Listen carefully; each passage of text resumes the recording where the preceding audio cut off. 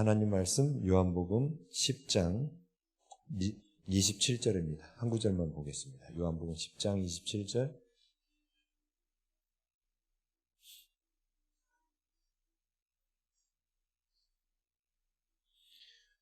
함께 읽겠습니다. 10장 27절. 앞에 안 되는구나. 10장 27절입니다. 함께 읽습니다. 시작. 내 양은 내 음성을 들으며 나는 그들을 알며 그들은 나를 따르느니라. 아멘. 혹시 우리 교회 성도들 말고, 저희 교회 성도들 말고 첫 시간부터 지금까지 다 들으신 분 없으시죠? 그럴 것 같았어요. 기도원이 이렇게 계속 계시지 않고 이제 필요한 시간만 이렇게 계시다 보니까 그래서 좀 뭐라고 해야 되나, 제 설교가 다 연결되거든요. 그래서 앞에를 안 들으시면 좀 뭔 소리 하는가 이렇게 할 수도 있는 그런 메시지여가지고, 그래서 지금 여쭤본 겁니다. 그래서 감안해서 말씀을 또 전해야 되니까, 오늘은 본문을 중심으로 내 양은 내 음성을 들으며 라는 제목으로 말씀 나누겠습니다. 제가 첫 시간에 와가지고 하나님께서 우리를 이 땅에 왜 창조하셨는가, 우리가 이 땅에 존재하는 이유가 무엇인가, 이거부터 말씀을 시작했습니다. 옛날에 지금 이재용 회장의 아버지, 이건희 회장의 아버지, 이병철 회장이 죽기 직전에 인생에 대한 아주 진지한 질문들을 써가지고 이거에 대한 해답을 얻고자 어떤 천주교 신부에게 질문지를 보냈다고 해요. 그 중에 하나가 그거였어요. 내가 이 땅에 왜 존재하는가요? 근데 세상 사람들은 그 이유를 절대로 발견할 수가 없습니다. 하나님을 인정하지 않는 사람은 그걸 발견할 수가 없어요. 왜 그렇죠? 보세요. 이건 물병이고, 이 컵 왜 만들었을까요? 물 담으려고 만들었어요. 그죠? 질문이 어렵지가 않아요. 자, 이 분필은 왜 만들었을까요? 글씨 쓰려고 만들었어요. 근데 이걸 어떻게 우리가 정확하게 할까요? 반면에 저 밖에 있는 나무 왜 만들었을까요? 몰라요. 그냥 사람들이 연구한 거예요. 저거는 그냥 공기가 나오고 산소가 나오고 또 목재로 가구를 만들 수도 있고 과일을 얻기도 하고, 이거 연구한 거예요. 왜 나무가 만들어졌는지는 사람이 모릅니다. 왜요? 사람이 만들지 않았기 때문에. 저 나무는 사람이 만든 게 아니에요. 하나님이 만드셨기 때문에 저 나무를 만든 분만이 저 나무가 만들어진 목적을 아는 겁니다. 근데 하물며 사람이 자식을 낳았다 해서 내가 내 아이를 만든 게 아니에요. 사람이 사람을 만든 게 아니기 때문에 죽었다 깨어나도 사람 스스로는 우리가 왜 이 땅에 존재하는지를 알 수가 없습니다. 그런데 성경은 하나님께서 우리를 왜 만드셨는지를 말씀하고 있어요. 왜 만드셨다고 그랬죠? 그 이유는 우리를 하나님의 사랑의 대상으로 지으셨다, 이렇게 말했죠.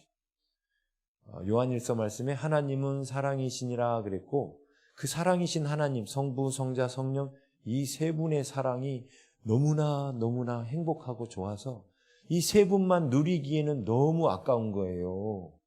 그래서 이 사랑을 확장하기 위해서 바로 우리를 만드신 겁니다. 그래서 우리는 하나님의 사랑의 대상이죠. 그래서 하나님은 시편 2편 7절에 너는 내 아들이라 오늘날 내가 너를 낳았도다. 하나님이 우리를 하나님의 자녀라고 이렇게 부르십니다. 그렇죠? 여러분, 부모들, 이게 부모이신 분들은 알겠지만 자녀를 사랑하시거든요. 그렇죠? 아무 조건 없이 그냥 사랑해요. 근데 하나님도 우리를 그렇게 사랑하신대요. 자, 근데 하나님께서 우리를 창조하시고 난 뒤에 하나님이 사랑하시는 우리를 그냥 바로 새하늘과 새 땅에다 곧바로 지으시면 좋은데 거기다 안 지으시고 땅에다가 두셨어요. 에덴이라는 땅 안에다가 두셨어요. 그렇죠? 왜 어차피 우리는 새하늘과 새 땅으로 다 옮겨갈 거 아닙니까? 그렇죠? 안 가실 분 손 들어보세요. 가기 싫은 분이나 안 가실 분, 다 가실 거잖아요. 새하늘과 새 땅으로 가는데 그러면 처음부터 거기다 만들어 놓으시면 좋잖아요. 근데 왜 하나님이 우리를 처음부터 거기다 안 만드시고 이 땅에다가 만드셨는가? 예? 그 이유가 뭐라 그랬냐면 우리가 하나님을 사랑하는 사람으로 변화되게 하시려고. 예? 그렇죠? 하나님을 사랑하는 사람으로 변화되게 하시려고. 자, 부모가 아주 똑똑하고 잘났고 모든 걸 다 누리고 있으면 자식이 부모를 닮기를 바라겠죠. 혹 부모보다 더 뛰어난 존재가 있으면 그 뛰어난 존재를 바라기를 닮을 거예요. 원할 겁니다. 그렇죠? 근데 하나님은 가장 뛰어나신 분이기 때문에 하나님보다 더 뛰어난 존재가 없어요. 그래서 하나님은 우리에게 그냥 하나님을 닮기 원하신 거예요. 그렇죠? 그래서 우리가 하나님 닮는 게 우리 최종 목적이에요. 자, 그래서 하나님은 우리를 하나님 닮기를 원하시는데 그러면 처음부터 아예 하나님 딱 닮게 만들어 놓으셨으면 되잖아요. 네? 근데 하나님을 닮았다는 뜻이 뭐냐면 하나님은 사랑이시니라. 여기서 말하는 사랑이 값없이 주는 사랑, 헤세드의 사랑이라고 했어요. 근데 사람들 안에는 그 사랑이 없습니다. 그 사랑은 우리가 이 땅에서 하나님의 그 사랑을 깨닫고 그런 사랑을 해가면서 하나님을 사랑하게 되는 거예요. 자,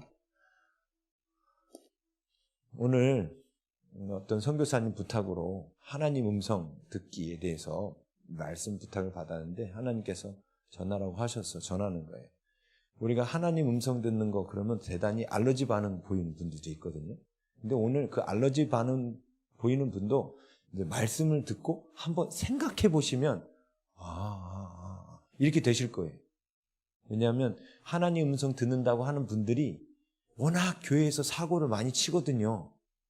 그래서 이제 하나님 음성 듣는 거에 대한 그 알러지 반응들이 있으세요.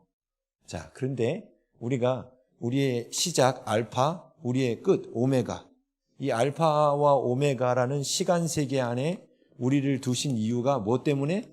변화를 위한 거라 했죠? 시간이 있어야만 변화가 일어난다 했어요. 그리고 오메가, 우리의 죽음 이후에는 변화가 일어나지 않아요. 그래서 지옥 간 사람이 천국 갈 수 없고요. 연옥이라는 데는 있을 수도 없고. 그렇죠? 근데 그 변화가 뭐 또 안 변하냐면 이 알파와 오메가라는 나의 출생에서 죽음까지 나의 믿음의 나이가 있어요. 영적인 나이. 바울과 같은 사람의 영적인 나이하고 어젯밤 예수님 영접하고 이제 예수님 알기 시작한 사람하고 영적인 나이가 같을 수가 없겠죠. 네. 그게 그 영적인 나이라는 게 결국 뭐냐면 예수님을 얼마나 닮았는가가 바로 영적인 나이입니다. 예수님을 얼마나 닮았는가. 그렇죠? 그래서 이 땅에서 영적인 나이가 5살이신 분이 있어요. 몸은 한 50대 됐는데 영적인 나이는 5살이신 분도 있을 수 있어요. 그렇죠? 영적인 나이는 세월이 지나간다고 저절로 먹는 게 아니에요. 이게 시간의 영향을 받지 않습니다. 영적인 세계이기 때문에. 근데 이 영적인 나이를 먹는다는 뜻은 변화된다는 뜻이에요. 영적인 나이를 먹는 변화된다는 것은 예수님처럼 하나님을 사랑하고 이웃을 사랑하는 사람으로 변화된다는 거죠. 네. 그래서 5살짜리는 지밖에 몰라요. 자기밖에. 그렇죠? 네. 그래서 30살짜리하고 5살짜리하고 사탕 갖고 싸웠어요. 무조건 누구 혼내야 돼요? 네, 30살 혼내야 돼요. 네, 사탕 하나 갖고 5살짜리하고 싸운다는 게 말이 됩니까? 30살 먹어가지고. 그렇죠? 정신연령이 5살인 거예요. 그런 사람은. 무조건 30살이 5살짜리가 사탕 달라고 하면 양보해야죠. 그러지 않아요? 또 이 중에 또 이성적인 분이 막 머리가 팍 돌아가서 아니 그래도 5살짜리가 잘하는지 못하는지 따져보고 사탕을 주든가 말든가 해야죠. 네, 아무튼 보통 그냥 평안하게 생각하세요. 그런데 여러분이 만약에 몸은 50대인데 영적인 나이가 5살이에요. 그러다가 꼴까닥 죽었어요. 오늘 밤에. 그럼 천국 가면 몇 살이에요? 5살. 중요한 건 영원히 5살이라고 그랬죠? 근데 예수님이 34살에 승천하셨으니까 34살이 꽉 찬 나이라고, 오메가의 나이라고 보면 어떤 분은 정말 예수님 앞에 예수님처럼 너무너무 닮았어. 사람들한테 희생하고 섬기고 사랑하고 영적인 나이가 한 30살쯤 됐다 해요. 이분이 꼴까닥 죽었네? 천국 가면 몇 살? 30살로 영원한 거예요. 이게 너무 중요한 거예요. 그래서 우리가 이 땅에서 변화돼야 돼요. 네? 그래서 하나님이 우리를 이 땅 가운데 지으셨어요. 아담을 이 땅 가운데 두셨죠. 어디 안에? 에덴 동산 안에. 에덴 동산 안에서 하나님의 사랑을 깨닫고 변화되기를 원하셨어요. 그랬죠? 근데 하나님의 사랑을 깨달으려면, 하나님의 사랑을 깨닫고 하나님처럼 되는 거예요. 하나님처럼 된다는 게 하나님이 갖고 계신 하나님의 영광에 이르는 거라 했죠. 이게 뭐였냐면 로마서 8장 29절에 하나님이 미리 정하신 그들을 또한 부르시고 부르신 그들을 또한 의롭다 하시고 의롭다 하신 그들을 또한 영광이 되게 했다. 하나님이 우리에게 영광 돌린다라는 표현을 썼다 했잖아요. 하나님이 갖고 계신 영광을 우리에게 주길 원하셨다는 거예요. 네? 그래서 우리가 이 알파 오메가의 시간을 거쳐서 우리는 하나님의 영광에 이르는 게 목적입니다. 하나님의 영광이란 뭐라고 그랬어요? 하나님의 성품과 하나님의 능력이라 했죠. 네? 이게 공유적 속성, 비공유적 속성. 하나님의 성품을 담기 원하신다 했잖아요. 그래서 하나님은 무엇이, 성품을 한마디로 말하면 뭐다? 사랑. 하나님은 사랑이시다. 그랬죠? 하나님은 사랑이셔요. 그래서 하나님이 우리를 이 땅에 보낸 목적, 성품이 준비되면 능력을 줘도 아무런 문제가 발생하지 않습니다. 그렇죠? 그런데 성품은 안 됐는데 능력이 올 때 문제가 발생하는 거예요. 하나님 음성 듣는다고 하는 분들이 자꾸 교회에 문제를 일으키는 이유가 뭐예요? 성품은 안 됐는데 본인들이 듣는다고 생각하는 거예요. 근데 한번 생각해 보세요. 하나님이 교회에 문제를 일으킬 만한 것을 말씀하실까요? 안 하셔요. 그럼 어떻게 된 거예요? 그게 하나님 음성이 맞아요? 아니에요. 하나님의 음성이 아닌 경우가 너무나 많습니다. 근데 본인들은 하나님의 음성이라고 주장하는 거죠. 자, 근데 우리가 하나님의 음성을 듣기는 들어야 돼요. 왜 그런지 보세요. 하나님이 우리가 하나님을 사랑하기를 원한다 했죠. 자, 여러분, 이 앞에 했던 걸 또 다시 다 할 수는 없고 그래서 좀 깝깝해서 여러분, 이게 한 사람의 인생인데 이 인생 안에 어떤 주기가 있다고 그랬어요. 성경은 주기성을 갖고 기록됐다 했습니다. 그래서 보면 노아 홍수 때가 인류의 멸망이었죠. 그래서 예수님 재림할 때도 인류가 멸망하죠. 그렇죠? 그러면 똑같은 주기가 반복되는 거예요. 그죠? 그러면 노아 홍수 때 멸망하기 직전에 무슨 일이 있었는지 보면 노아가 방주를 준비합니다. 그렇죠? 노아가 방주를 준비할 때 노아를 뭐라고 표현하냐면 그가 하나님과 동행하였더라 이렇게 표현합니다. 그렇죠? 그리고 그 앞서서 에녹이라는 사람이 300년간 하나님과 동행했습니다. 그랬죠? 자, 동행하면서 에녹이 뭘 남겼냐면 자식의 이름을 무두셀라라고 남겼어요. 근데 무두셀라가 그 표적의 아들, 화살의 아들 뭐 그런 뜻이라 했죠. 이게 뭐냐면 이 아들이 죽을 때 바로 그 일이 일어난다 이거예요. 그래서 무두셀라가 죽던 해에 홍수가 터졌죠. 자, 힌트 이제 드렸습니다. 성경에 나온 인물 가운데 가장 오래 산 사람이 누굴까요? 네, 무두셀라예요. 왜 가장 오래 살았을까요? 예, 하나님이 그만큼 심판을 참으셨다는 뜻이에요. 왜? 이 무두셀라가 태어날 때부터 에녹은 뭘 알고 있었죠? 하나님께서 이 인류를 심판할 것을 알고 있었어요. 그래서 이름을 무두셀라라고 지은 거예요. 왜 그가 하나님께서 이 땅을 심판할 걸 알고 있었을까요? 하나님과 동행했습니다. 그렇죠? 자, 동행이라는 게 대체 뭔가? 이게 동행이 중요한 거예요. 노아도 동행했고 에녹도 동행했어요. 그렇죠? 동행이 뭔가? 여러분 여기 오려면 울산역까지 SRT 타고 서울에서 내려와야 되는데 SRT 타고 내려오는데 그 기차칸에 여러 사람들이 있지 않습니까? 자, 이 사람들은 서로 동행한 거라고 말할 수 있습니까? 없어요. 왜 그렇죠?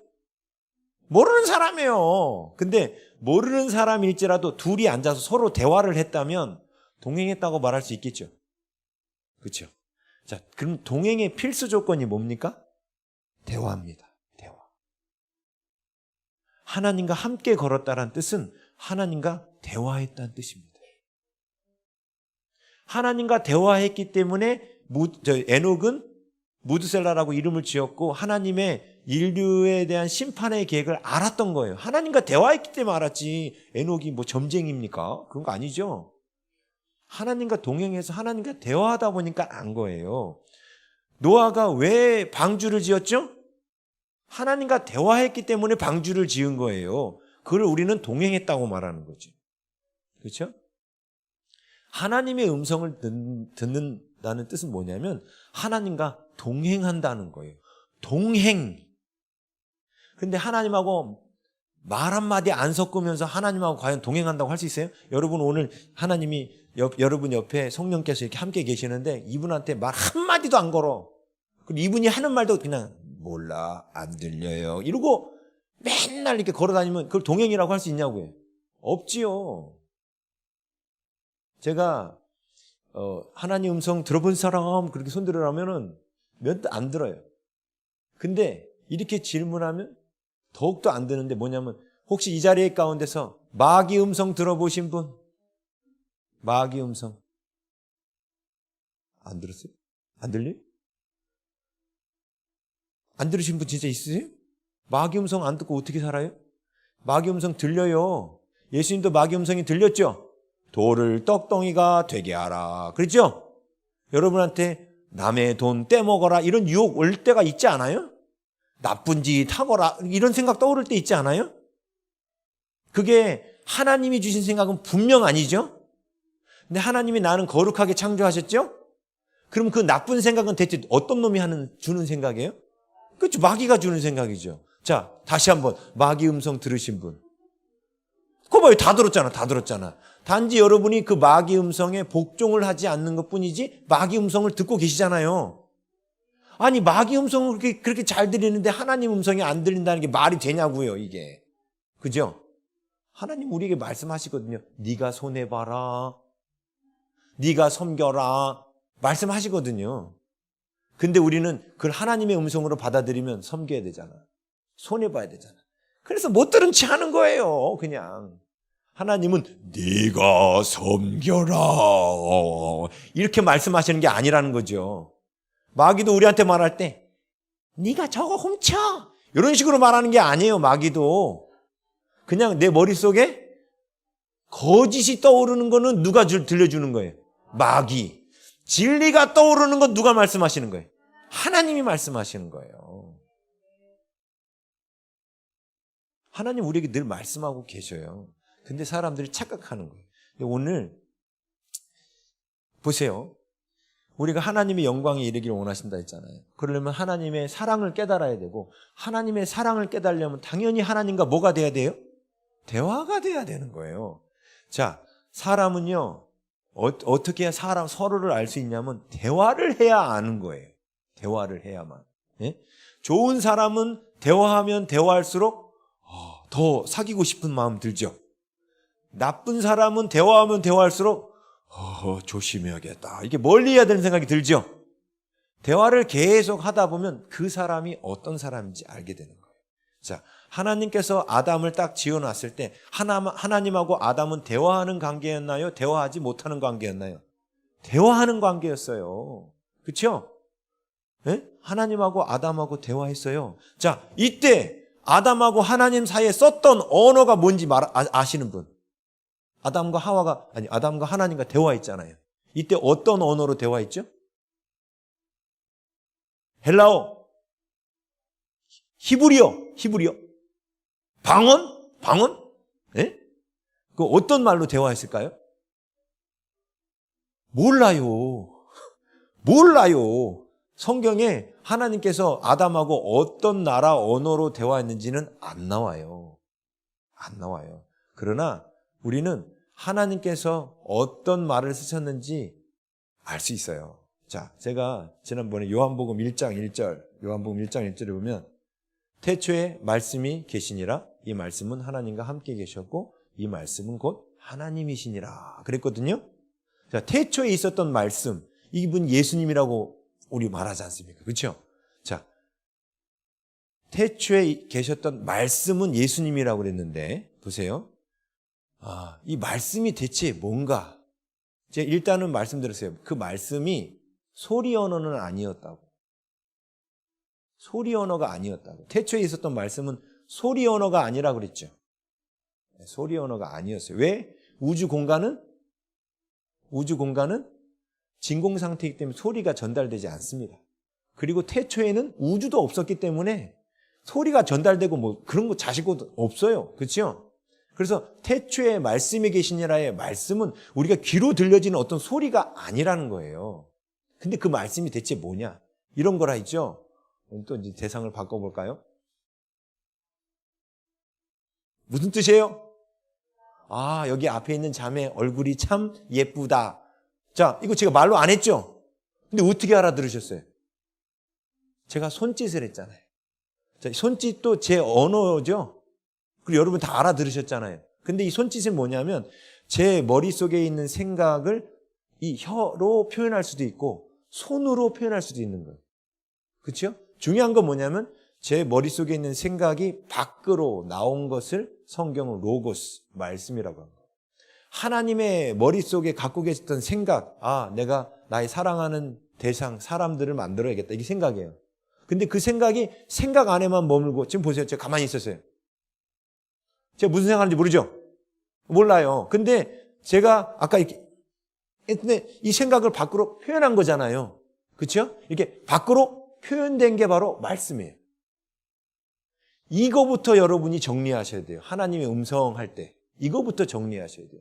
하나님의 음성은 소리로 들리는 건 극히 드문 일이고요. 하나님의 생각은 100% 뭐다? 진리예요.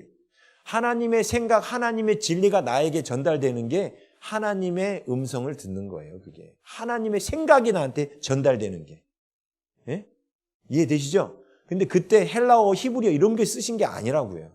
그래서 우리는 아담과 하나님께서 사용하셨던 대화. 근데 하나님은 영적인 존재시고 아담은 육체를 가진 사람이었는데 이 사이의 대화가 될 수 있었던 이유는 아담이 하나님의 넣으신 영, 루아흐, 하나님의 영이 있었기 때문에 영적인 대화가 가능한 거죠. 그래서 우리가 하나님과 아담 사이에 썼던 대화를 그 언어를 뭔지 모르니까 별명을 붙여보는 거예요. 영의 언어라고.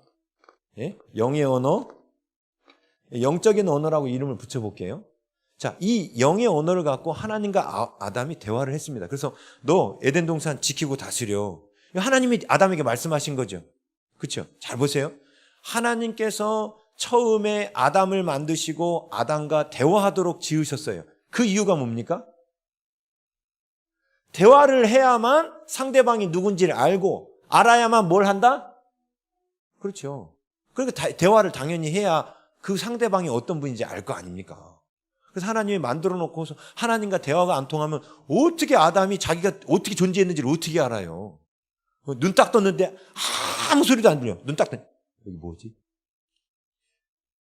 아마 울지도 몰라요. 뭐야 이거 하고. 근데 하나님 말씀하신 거죠. 아담아, 내가 너를 지었단다. 말씀해 주셨으니까 아는 거 아니에요? 그리고 성경에 보면 아담이 하나님과 대화하잖아요. 선악을 알게 한 나무 실과는 따먹지 마라 하고 다 대화하는 거 아닙니까? 자, 이 영의 언어를 썼어요. 자, 이 영의 언어를 언제까지 인류가 사용했습니까? 지금까지? 아니, 구약을 보면 하나님과 아담 사이에 쓰던 그 언어, 우리 그 헬라어도 히브리어도 방언도 아니라고 했어요. 예? 그 영의 언어를 구약시대에 언제까지 사용했죠? 자, 타락하고 에덴 동산에 쫓겨난 뒤에 가인이 동생을 죽일 때도 하나님 음성 들었죠? 동생을 죽이고 난 후에 들었습니까? 못 들었습니까? 그래도 들렸어요. 죄를 지어도 하나님의 음성은 들려요. 내 아우 아벨이 어디 있느냐? 내 아우 아벨의 핏소리가 땅에서부터 부르짖느니라. 물론 이렇게 한국말로 하신 건 아니에요. 한국말로 하신 건 아니에요. 그렇지만 분명 그것은 가인이 알아듣는 말이었어요. 그게 소리였는지 뭔지는 모르지만 바로 가인의 양심을 통해서 하나님께서 말씀하고 계셨던 거예요. 그렇지 않습니까? 자, 그 영의 언어를 언제까지 썼냐는 거예요. 바벨탑 사건 이전까지 썼습니다. 그래서 온 땅의 구음이 하나요. 바벨탑 노아 홍수 때도 이 언어를 썼고요. 노아 홍수 이후에도 이 언어를 썼습니다. 생각해 보니까 그렇죠? 우리가 지금 쓰는 언어는 창세기 11장 바벨탑 사건 이후부터 언어가 갈라지기 시작한 거고, 그 이전에는 창세기 11장 이전에는 모든 언어를 영의 언어로 썼던 거예요. 자, 그럼 노아 홍수 때 타락해서 죽는 그 사람들이 하나님의 음성을 들을 수 있었을까요? 못 들었을까요? 들을 수는 있었어요. 그런데 어떻게 한 거예요? 들으려 하지 않았던 거예요. 그렇죠? 우리는 마귀 음성을 들을 수는 있어요. 그렇지만 들으려 하지는 않는 거지요. 뭔 얘기인지 모르세요? 예수님도 마귀 음성은 들렸잖아요. 돌을 떡덩이가 되게 하라고, 성전 꼭대기에서 뛰어내리게 하고. 근데 거기에 복종을 안 하신 것 뿐이지 들리긴 들리셨잖아요. 그렇죠? 들렸어요. 근데 반대로 노아 홍수 이전의 사람들은 분명 하나님께서 말씀하시지만 그것을 안 들으려고 했던 거예요. 놀라운 건요, 하나님의 음성은 안 듣고 싶으면 안 들려요. 우리도 마귀 음성도요, 안 듣고 싶어서 대적해버리면 안 들려요. 똑같아요. 자, 여기서 조금 짚고 넘어가 볼까요? 자, 하나님, 성부, 성자, 성령, 그쵸? 이 세 분이 어떤 언어로 대화하셨을까요? 예? 아니, 하나님끼리는 다른 언어 썼다가 사람한테 또 다른 언어 쓰실까요? 아니겠죠. 성부, 성자, 성령 다 동일하게 영의 언어 쓰셨겠죠. 그 언어로 누구랑 대화하셨어요? 사람하고. 아담하고 대화하셨죠? 자, 그러면 아담과 하와는 어떤 언어를 썼을까요? 영의 언어 썼어요. 맞아요. 사람과 사람끼리도 영의 언어를 썼어요. 바벨탑 사건 이전까지. 자, 그러면 하나님과 마귀는 어떤 언어로 대화하실까요? 맞아요. 영의 언어. 영의 언어로 대화해요. 하나님이 내 종 욥을 유의하여 보았느냐 이렇게 말씀하시진 않았지만 그 성경에 나오잖아요. 마귀하고 대화하시잖아요. 그죠? 사람들이 성경을 깊이 생각하지 않는 거예요. 이 영의 언어는 하나님과 성부와 성령끼리도 사용하시는 거고 성부와 성자끼리도 사용하시는 언어예요. 그죠? 그리고 이 언어로 원래 사람과 대화하도록 사람이 지어졌습니다. 그리고 처음 이 언어로 사람끼리도 대화했습니다. 그렇죠? 그리고 이 언어로 하나님과 마귀도 대화합니다. 하나님 쪽이 천사는 당연한 거고. 그렇죠? 그런데 또 놀라운 건 이 영의 언어로 누구와 누가 대화를 해요? 마귀와 사람이 대화할 수 있죠. 그래서 에덴 동산에 뱀 속에 마귀가 들어가지고 너 저거 따먹어 이렇게 유혹하죠. 들렸잖아요. 이해되시죠 이제? 자, 영의 언어는 마귀끼리도 사용하는 언어고 영의 언어는 마귀와 하나님께서도 대화할 때 쓰는 언어고 영의 언어는 하나님 그 성부, 성자, 성령끼리 대화할 때도 쓰시는 언어예요. 그런데 원래 우리 인간이 쓰던 언어가 하나님과 대화할 수 있는 언어고 마귀와도 대화할 수 있는 언어였어요. 그래서 에덴동 사단하고 대화하지 않습니까? 그렇죠? 근데 이 언어로 중요한 건 사람과 사람끼리도 대화할 수 있다는 거예요. 자, 성경에 나타나는 구약시대에 나타난 영의 언어의 특징들을 이렇게 보면요. 여러분, 영의 언어에 일단 저 영의 언어가 바벨탑 사건 이전까지 쓰였다는 거 이제 아시겠죠? 네? 자, 그런데 왜 하나님께서 바벨탑 사건 때 이 언어를 포기하셨을까요? 보세요. 제가 포기라는 단어를 썼죠?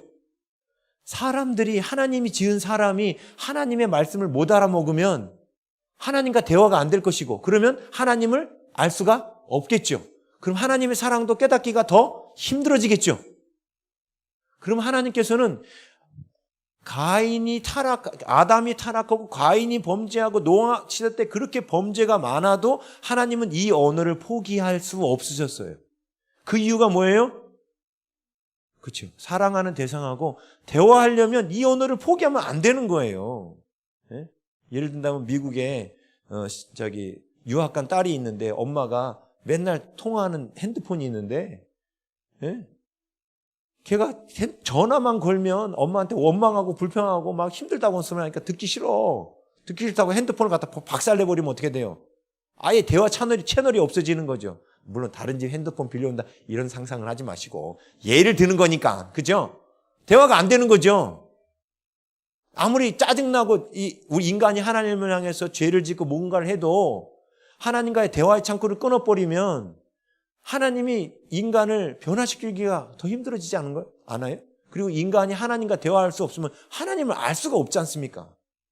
자, 중요한 건 우리가 처음 지음받았을 때부터 인간은 바벨탑 사건까지는 분명 하나님의 음성을 듣는 존재였다는 거예요. 그런데 하나님이 바벨탑 사건 때 포기하셨다는 거예요. 이 언어를 포기하실 때 하나님 마음이 어땠을까요? 아파요. 맞아요. 아파요.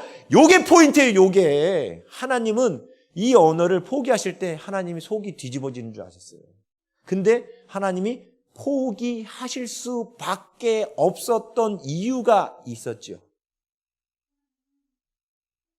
그 이유가 바로 뭐 때문에 생겼냐면 이 영의 언어 때문에 생긴 거예요. 이 영의 언어로 누구와 누구도 대화한다? 사람과 사람도 대화한다. 자, 근데 구약 성경에 나타난 영의 언어의 특징, 시편, 이거 띄워줄 수 있나요? 시편 19편 3절, 4절. 시편 19편 3절, 4절. 영의 언어의 특징이 많이 있는데 그냥 제가 성경에 있는 것만. 저는 성경만 얘기해요. 뭐 체험 이런 거 얘기하지 않고 성경에 있는 얘기만 하니까 보세요. 예? 하나님 음성하면 알러지 반응 보이는 분들은 오늘 꼭 보세요. 제가 말씀드렸어요. 하나님의 음성은 소리로만 들리는 건 극히 제한적인 거라고. 물론 그렇게 하실 때도 있었죠. 사무엘아, 사무엘아 하실 때도 있었잖아요. 근데 평상시에 그 언어를 쓰시는 게 그 언어도 영의 언어의 하나이겠지만 보세요. 시편 19편 3절 언어도 없고 말씀도 없으며 들리는 소리도 없으나 들리는 소리가 없어요. 4절 그의 소리가 온 땅에 통하고 그의 말씀이 세상 끝까지 이르도다. 하나님이 해를 위하여 하늘에 장막을 베푸셨도다. 보세요. 소리가 나지 않아도 하나님의 소리는 온 땅에 통한대요. 그죠? 영의 언어의 특징, 거리 제한이 없습니다. 영의 언어의 특징은 거리 제한이 없어요. 그래서 열왕기하 6장 12절 이것도 한번 띄워주세요.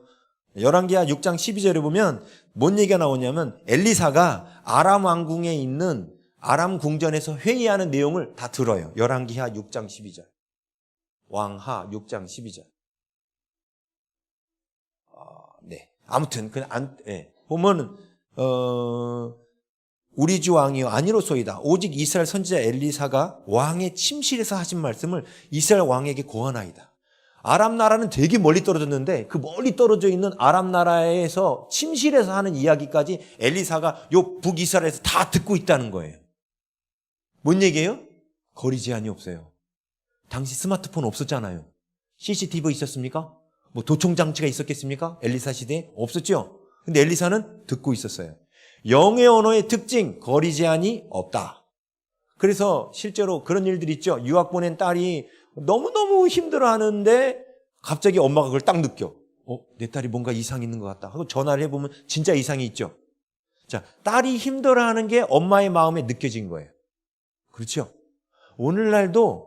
오늘날뿐만이 아니라 옛날부터 특별히 여성들은 영의 언어를 쓸 수밖에 없어요. 왜요? 애를 키우려면. 자, 보세요. 애들이 태어났을 때 언어를 배웠나요? 안 배웠나요? 안 배웠어요. 그렇죠? 안 배웠는데 애들은 엄마한테 자기의 의사를 전달을 해야 되죠. 어떤 식으로 전달해요? 으아, 으아, 으아. 우리가 보면 그 소리가 그 소리야. 남편들이 들으면 다 그 소리가 그 소리야. 근데 엄마는 기저귀 갈아달라는구나. 배가 고프다는구나. 놀아달라는구나. 다 알아요. 그리고 어떻게 알아요? 그 아기 울음소리를 주파수를 분석해요? 지금 주파수가 몇 데시벨이니까 이건 배가 고플 때 나오는 울음이지? 분석합니까? 아니에요. 그렇지 않아요. 아기가 울 때 아기는 본능적으로 영의 언어를 쓸 수밖에 없죠. 언어를 배우지 않았으니까. 그래서 그 울음소리 안에 뭘 담는 거예요? 자기의 마음을 담아서 엄마에게 보내는 거예요. 근데 엄마는 그거를 알아들어요. 근데 아빠들은 잘 못 알아들어요. 잘 못 알아들어요. 왜?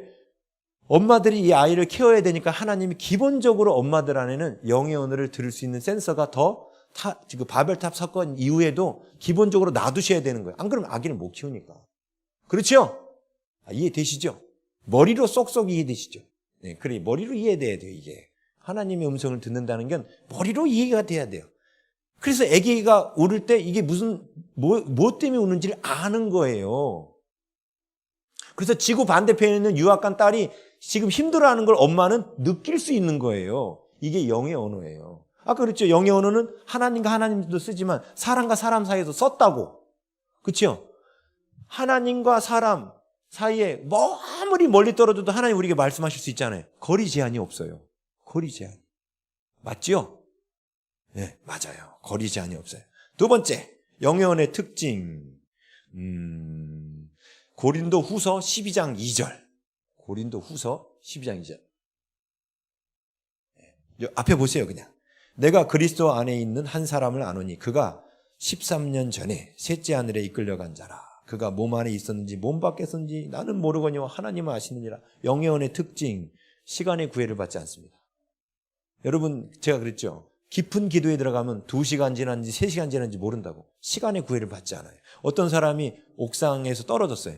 떨어졌는데 다행히 죽지는 않았거든요. 근데 옥상에서 떨어질 때 이 사람이 내가 죽을지도 모른다는 생각이 팍 든 거예요. 근데 떨어질 때 자기가 살아왔던 삶이 주마등처럼 쫙 지나가더래요. 떨어질 때 몇 초나 걸릴까요? 몇 초 안 걸려요. 근데 자기가 살았던 삶이 주마등처럼 쫙, 이거 영화로 촬영하면 한참 걸릴 만한 일이죠. 근데 몇 초 안에 그게 딱 떠올라요. 여러분이 기도 중에 새벽에 기도하고 있는데 하나님께서 갑자기 사업 아이디어를 주실 때 쭉 불러주시는 게 아니에요. 너 김 사장 만나서 뭐 하고 뭐 해서 뭐 해라. 이게 아니에요. 그냥 갑자기 뻥 생각이 딱 떠오르는데 사업을 이렇게 해야겠다는 구체적인 청사진이 그냥 빵 떠올라요. 아주 짧은 순간에. 그런 경험 없으세요? 있잖아요. 정말 짧은 순간인데 엄청나게 방대한 데이터가 내 머릿속에 들어와요. 시간 제한이 없어요. 이제 기도가 깊이 들어가서 해보신 분들은 이걸 알죠. 예? 시간 제한이 없어요. 반면에 그렇게 짧은 순간에도 긴 내용을 말씀하실 때도 있고, 제가 이제 기도 중에 하나님께서 말씀하신 게 딱 이게 왔을 때 이제 기도 끝나고 적거든요. 일단 거기 때 키워드만 하나 딱 적어놔요. 안 까먹으려고 키워드만 이렇게 단어만 몇 개. 근데 이걸 갖고 풀어서 적으면 막 A4 여러 장 나올 때가 있어요. 그러니까 시간 제한이 없는 거예요. 영의 언어는. 이해되시죠? 네, 여러분들도 다 이거는 믿지 않는 사람들도 그런 순간들을 다 한 번쯤은 겪어봐서 알아요. 왜? 우리 안에 있는 흔적이기 때문에. 네? 우리 안에 있는 흔적이기 때문에. 네, 시간 제한이 없어요. 세 번째, 아모스 8장 1절. 아모스 8장 1절. 8장 1절. 예. 한번 함께 읽겠습니다. 시작. 주 여호와께서 내게 이와 같이 보이셨느니라. 보라, 여름 과일 한 광주리이니라. 하나님께서 보라, 여름 과일 한 광주리이니라. 이렇게 말씀하신 게 아니라 말씀하셨다고 돼 있죠. 기록은. 여호와께서 내게 보이셨다라고 돼 있죠. 보이셨던 것을 마치 보라, 여름 과일 한 광주리이니라. 하나님이 말씀하신 것처럼 기록해놨잖아요. 근데 보여주신 거예요. 근데 그게 하나님의 메시지. 아까 제가 손동작 해도 하나님의 생각이 밖으로 전달된 말씀, 로고스라 했지 않습니까? 자, 환상으로 보인 거예요. 여름 과일 광주리가 눈에 보인 거예요. 어저께 이거 말씀드렸죠. 이게 뭐냐면 이스라엘 사람들은 계절을 가을, 겨울, 봄, 여름을 끝이라 한다 했죠. 그래서 여름 과일 광주리 한상을 딱 보여줬을 때 딱 끝이 왔구나 이 느낌이 드는 거예요. 이게 환상이라는 겁니다. 소위 환상. 자, 환상이, 하나님이 왜 환상이라는 걸 쓰시냐면, 이 환상은, 이 영의 언어는 소리 언어에 비해 더 정확한 전달이 가능합니다. 자, 보세요. 이게 뭔지 맞춰보세요. 예? 여러분께 퀴즈 낼 테니까. 맞춘 분들한테는 제가 그 대상을 드리겠습니다. 동그란 과일의 한 종류입니다. 겉에가 주황색으로 되어 있고요. 껍질은 손으로 이렇게 벗길 수도 있어요. 알갱이도 쪽쪽 갈라집니다. 뭘까요? 귤, 오렌지, 자몽, 레몬 다 틀렸어요. 한라봉. 자, 이렇게 언어로 전달한 거 정확하지 않죠? 근데 제가 한라봉을 보여드리면 한 방에 끝나버리죠. 영의 언어는 말로 설명하는 것보다 보여주는 게 더 정확하고 빠른 거예요. 이해되십니까? 그래서 하나님께서 환상을 많이 쓰셔요. 오늘날도 하나님은 영의 언어로 우리에게 말씀하셔요. 환상을 보여주셔요. 선지서에만 예언서에만 계시록에만 환상이 나오는 것이 아니라 오늘날 우리에게도 환상으로 보여주실 때가 많아요. 근데 환상을 아무튼 많아요. 네, 이따가 또 말씀드릴게요. 네. 그 다음에 영의 언어의 네 번째 특징이 뭐냐면 같은 공간에 있는 특정인들에게 전달이 가능합니다. 자, 사도행전 22장 8절에서 9절입니다. 사도행전 22장 8절에서 9절. 예. 보세요. 이게 다메섹에서 바울이 예수님 만날 때죠. 내가 대답하되 주님 누구시니까 하니 이르시되 나는 내가 박해하는 나사렛 예수라 하시더라. 나와 함께 있는 사람들은 빛은 보면서도 나에게 말씀하시는 이의 소리는 듣지 못하더라. 보세요. 같은 공간 안에 지금 사울과 함께 다메섹으로 예수 믿는 사람을 잡으러 가는 유대인들도 같이 있었습니다. 그렇죠? 근데 예수님이 하시는 말씀을 오직 누구만 들었어요? 사울만 들었어요. 아브라함이 이삭을 잡아 죽일 때 아브라함 칼을 거두라고 할 때 이 이야기를 이삭이 들었을까요? 못 들었을까요? 못 들었어요. 영의 언어는 같은 공간의 특정인에게만 전달할 수 있는 특징이 있습니다. 그렇죠? 네. 자, 제가 그냥 영의 언어의 대표적인 특징 몇 가지만 찝은 거예요. 거리 제한이 없다, 시간 제한이 없다, 정확한 전달이 가능하다, 그렇죠? 그 다음에 특정인에게 전달이 가능하다. 자, 그런데 이 영의 언어를 좋게 쓰면 하나님과 대화하는 언어가 될 수 있어요. 그런데 이거를 만약에 뒤집어서 나쁘게 쓰면 어떤 일이 일어날까요? 마귀가 이 언어를 사람들과 사람들 사이에 마귀에게 미혹당하여서 사람들과 사람들 사이에 이 영의 언어를 쓰면 어떤 일이 일어날까요? 우리는 그거를 현대에 보고 있습니다. 이 영의 언어를 가장 많이 모방한 게 우리 스마트폰이잖아요. 원거리 전달 가능하죠. 동영상으로 일기가 요즘에 10초면 보낸다 하더라고. 그렇죠? 2시간 반짜리 영화를 10초면 보낼 수 있대요. 시간 제한도 없어요. 그렇죠? 물론 보는 사람은 시간 제한이 있겠지만 보내는데 시간 제한이 없어요. 그렇죠? 그리고 정확한 전달이 가능하죠. 그리고 그거 아세요? 그 아이폰에 보면은 뭐라 그러더라? 에어드랍인가 뭐 이런 게 있어요. 여기 앉아 있는 분들 가운데 누구나에게 열어놓으면 제가 메시지를 보내는 거예요. 오늘 나랑 도둑질하러 갈 사람 뻥 띄우면 여기 있는 분들이 다 날아가요. 근데 거기서 내가 누구나에게 다 수신하겠다고 해놓으면 요 근처에 있는 분들은 다 받아요. 근데 누가 보냈는지 몰라요. 오늘 밤 나랑 도둑질하러 갈 사람, 근데 나도 돈이 좀 부족해. 도둑질 하려고 그래. 그러면 그 사람이 답장을 쓰면 딱 넘어와요. 그때부터 이 두 사람은 누군지 알게 돼요. 자, 익명성이 보장되죠. 요즘 카카오톡 열린 카톡방인가? 그게 왜 문제가 되냐면 익명성이 보장되는 대화방이에요. 그러다 보니까 사람들이 모여서 뭘 해요? 나쁜 짓들을 많이 해요. 익명성이 보장되다 보니까. 한번 생각해 보세요. 제가 이 마이크 들고 오늘 밤에 저랑 도둑질하러 갈 분, 창피해서라도 말 못하겠죠?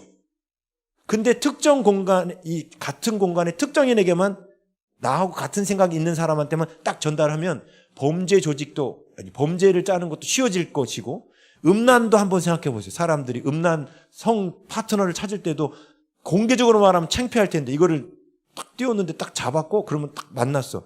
그럼 창피할 일도 없잖아요. 자, 이 영의 언어를 나쁘게 쓰면 어떤 현상이 일어나느냐? 죄가 급속도로 확장됩니다. 지금 보십시오. 스마트폰 발달되니까 사람들이 이제 이 폰으로 뭐 포르노그래피부터 나쁜 영화부터 보는 게 어렵지 않게 됐습니다. 스마트폰 발달되면서 아이들도 더 많이 빨리 타락하고 있고요. 전 세계 인류 문명이 노아홍수 시대처럼 타락하고 있어요. 노아홍수 때는 스마트폰이 없었는데 그 스마트폰의 기능을 할 수 있는 기능이 사람 안에 기본적으로 있었다는 거예요. 영의 언어 때문에. 그래서 이 영의 언어를 잘못 쓰면 죄가 엄청난 속도로 확산이 됩니다. 성경학자들이 그래요. 노아홍수 때 죽은 사람들의 인구가 대략 50억 정도였다고. 왜? 한 사람이 보통 900살 정도 살았으니까. 50억 정도의 인구가 있었다는 거예요. 근데 그 50억 정도의 인구가 그렇게 삽시간에 갑자기 타락한 이유가 뭐 때문에 그런 거예요? 영의 언어 때문에 그런 거예요. 왜 하나님께서 바벨탑 사건 때 영의 언어를 포기하셨는가? 또 그 언어를 갖고 그들이 또 뭘 해요? 하나님을 대적하기 위해서 바벨탑을 쌓아 올린 거예요. 영의 언어가 아니었다면 바벨탑을 쌓아 올릴 수가 없습니다. 자, 영의 언어는 소리 언어에 비해서 정확한 전달이 가능하다 했죠. 옛날 고대 문명, 마야 문명 같은 데 보면 돌과 돌 사이를 졌는데 이 종이 한 장 안 들어가는, 저기서 깎아오고 여기서 깎아온 게 딱 맞아 떨어져요. 신비하다는 거예요, 그게. 근데 영의 언어로 전달하면 그게 가능해요. 이해되시죠? 네, 그게 가능해요. 근데 영의 언어가 좋게 쓰이면 좋게 쓰이는데 나쁘게 쓰이면 노아 홍수와 같은 그런 문제를 일으키는데, 하나님은 그때까지도 참으셨다는 거예요. 그때까지도 영의 언어를 포기하지 않으셨어요. 노아의 가족을 통해 새로 시작하실 때도. 근데 함의 후손 가운데 니므롯이 딱 등장하면서 이놈이 말이야 바벨탑을 짓고 또 하나님한테 대항하려고 하잖아요. 그 바벨탑을 쌓아 올리는 게 영의 언어가 없으면 그 기술을 읽어낼 수가 없는 거예요. 근데 하나님이 어떻게 하세요 그때? 영의 언어를 흩어버리니까 바벨탑을 더 이상 못 쌓게 된 겁니다. 자, 그러면 하나님은 이 언어를 포기하셨다는 게 이제 이해되시죠? 그런데 하나님의 소원과 바람은 뭘까요? 이 언어를 다시 사용하기를 원하시겠죠. 그래야만 내 자녀들이 나랑 대화할 수 있으니까. 그게 하나님 마음이겠죠. 예? 그런데 하나님이 이거를 우리한테 다시 섣불리 못 여셨어요. 그 이유가 뭐예요? 사람들이 마귀에게 종로를 타고 있어서 계속해서 더러워지기만 하니까. 그런데 하나님께서 계획을 갖고 계셨죠. 그 계획이 뭐냐면 이 언어를 회복할 수 있는 거였어요. 어떻게 회복하셨어요? 자, 이제 감이 잡히시죠, 이제. 맞아요. 그거예요. 그게 뭔지 모르시는 분은 여전히 감이 안 잡히는 거고. 자, 우리가, 성막 안에 성소와 지성소가 있죠. 바깥에 물두멍 있고 번제단 있고. 그렇죠? 예수님이 십자가에 죽으실 때 성소와 지성소 사이에 휘장이 찢어졌습니다. 죽으시자마자 찢어졌어요. 그렇죠? 그래서 제사장들이 그 뒤에 놀래가지고, 왜? 그 안을 들여다보면 죽으니까 얼른 가서 꼬맸답니다. 근데 또 찢어지더래요. 새 걸로 갖다 놨는데 또 찢어지고. 그래서 그 뒤부터는 안 했답니다. 전설에 의하면. 근데 왜 하나님께서 분명히 성경에는 찢어졌다고 나오지 않습니까? 마태복음에 보면 예수님이 십자가에서 죽으실 때 성소 휘장이 쫙 찢어졌다고 나와요.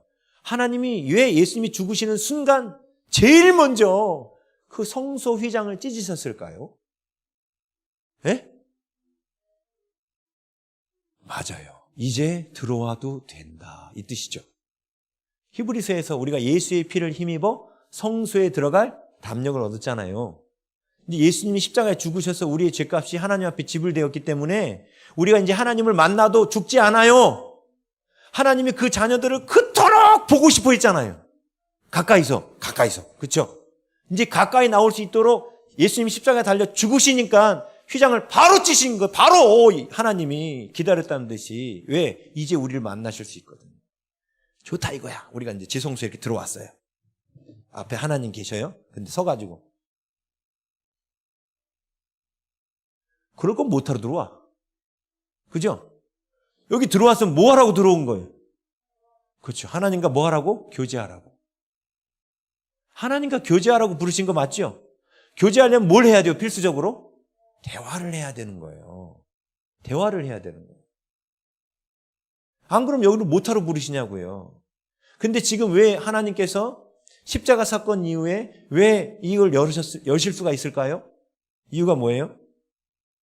네? 이제 예수님의 피 때문에 옛날 구약시대 때는 인류가 더러워지는 속도가 더 빨랐다면 예수 그리스도의 거룩한 피 때문에 이제는 인류가 속도가 뒤바뀌어서 이제 인류가 깨끗해질 수가 있게 된 거예요. 오늘 새벽 예배 때 설교했는데 새벽 예배 때 안 나오셔가지고 못 들으시겠다. 옛날 제사장들은 부정한 사람들을 만지면 제사장도 부정해질 수밖에 없었어요. 그렇죠? 그런데 예수님은 어떻게 하세요? 부정한 자를 직접 만지셨어요. 나병 환자도 만지시고 시체도 만지셨어요. 근데 어떤 일이 일어나요? 부정한 자가 깨끗해집니다. 죄가 없는 예수님이 만지니까 깨끗해졌어요. 예수 그리스도의 피가 왜 예수님의 십자가 사건 이전에는 복음이 이스라엘에만 국한돼 있었다가 예수님 십자가 사건 이후 복음이 만국에 전파될 수 있게 되었습니까? 그 이유가 뭐죠? 이제 예수님의 피는 부정함을 거룩하게 할 수 있는 진짜 피가 왔거든요. 전에 동물의 피는 가짜예요. 퍼포먼스를 위한 가짜 피지 않습니까? 동물의 피가 우리를 근본적으로 거룩하게 할 수가 없지요. 근데 예수님의 피는 우리를 거룩하게 할 수 있는 피입니다. 그래서 십자가 사건 이후부터는 이제 의의 확산 속도가 엄청나게 빨라집니다. 그렇죠? 그 증거가 우리들이잖아요. 우리나라에까지 복음이 들어왔잖아요. 그죠? 의의 확산 속도가 빨라진 거예요. 이 십자가의 보혈의 능력 때문에. 그 보혈의 능력이 이걸 열어놓은 거예요, 지금. 하나님하고 하나님 앞에 나와서 교제할 수 있도록. 그죠? 그러면 하나님과 교제하려면 반드시 뭐가 필요하다? 대화. 그러면 하나님께서 반드시 뭘 하셔야 되냐면 언어의 저주를 어떻게 하셔야 돼요? 풀어주셔야 돼요. 언어의 저주를 풀어주셔야만 대화가 가능하죠. 그래서 언어의 저주를 풀어주는 장면이 나와요. 사도행전 2장 3절 4절 띄워주세요. 사도행전 2장 3절 4절.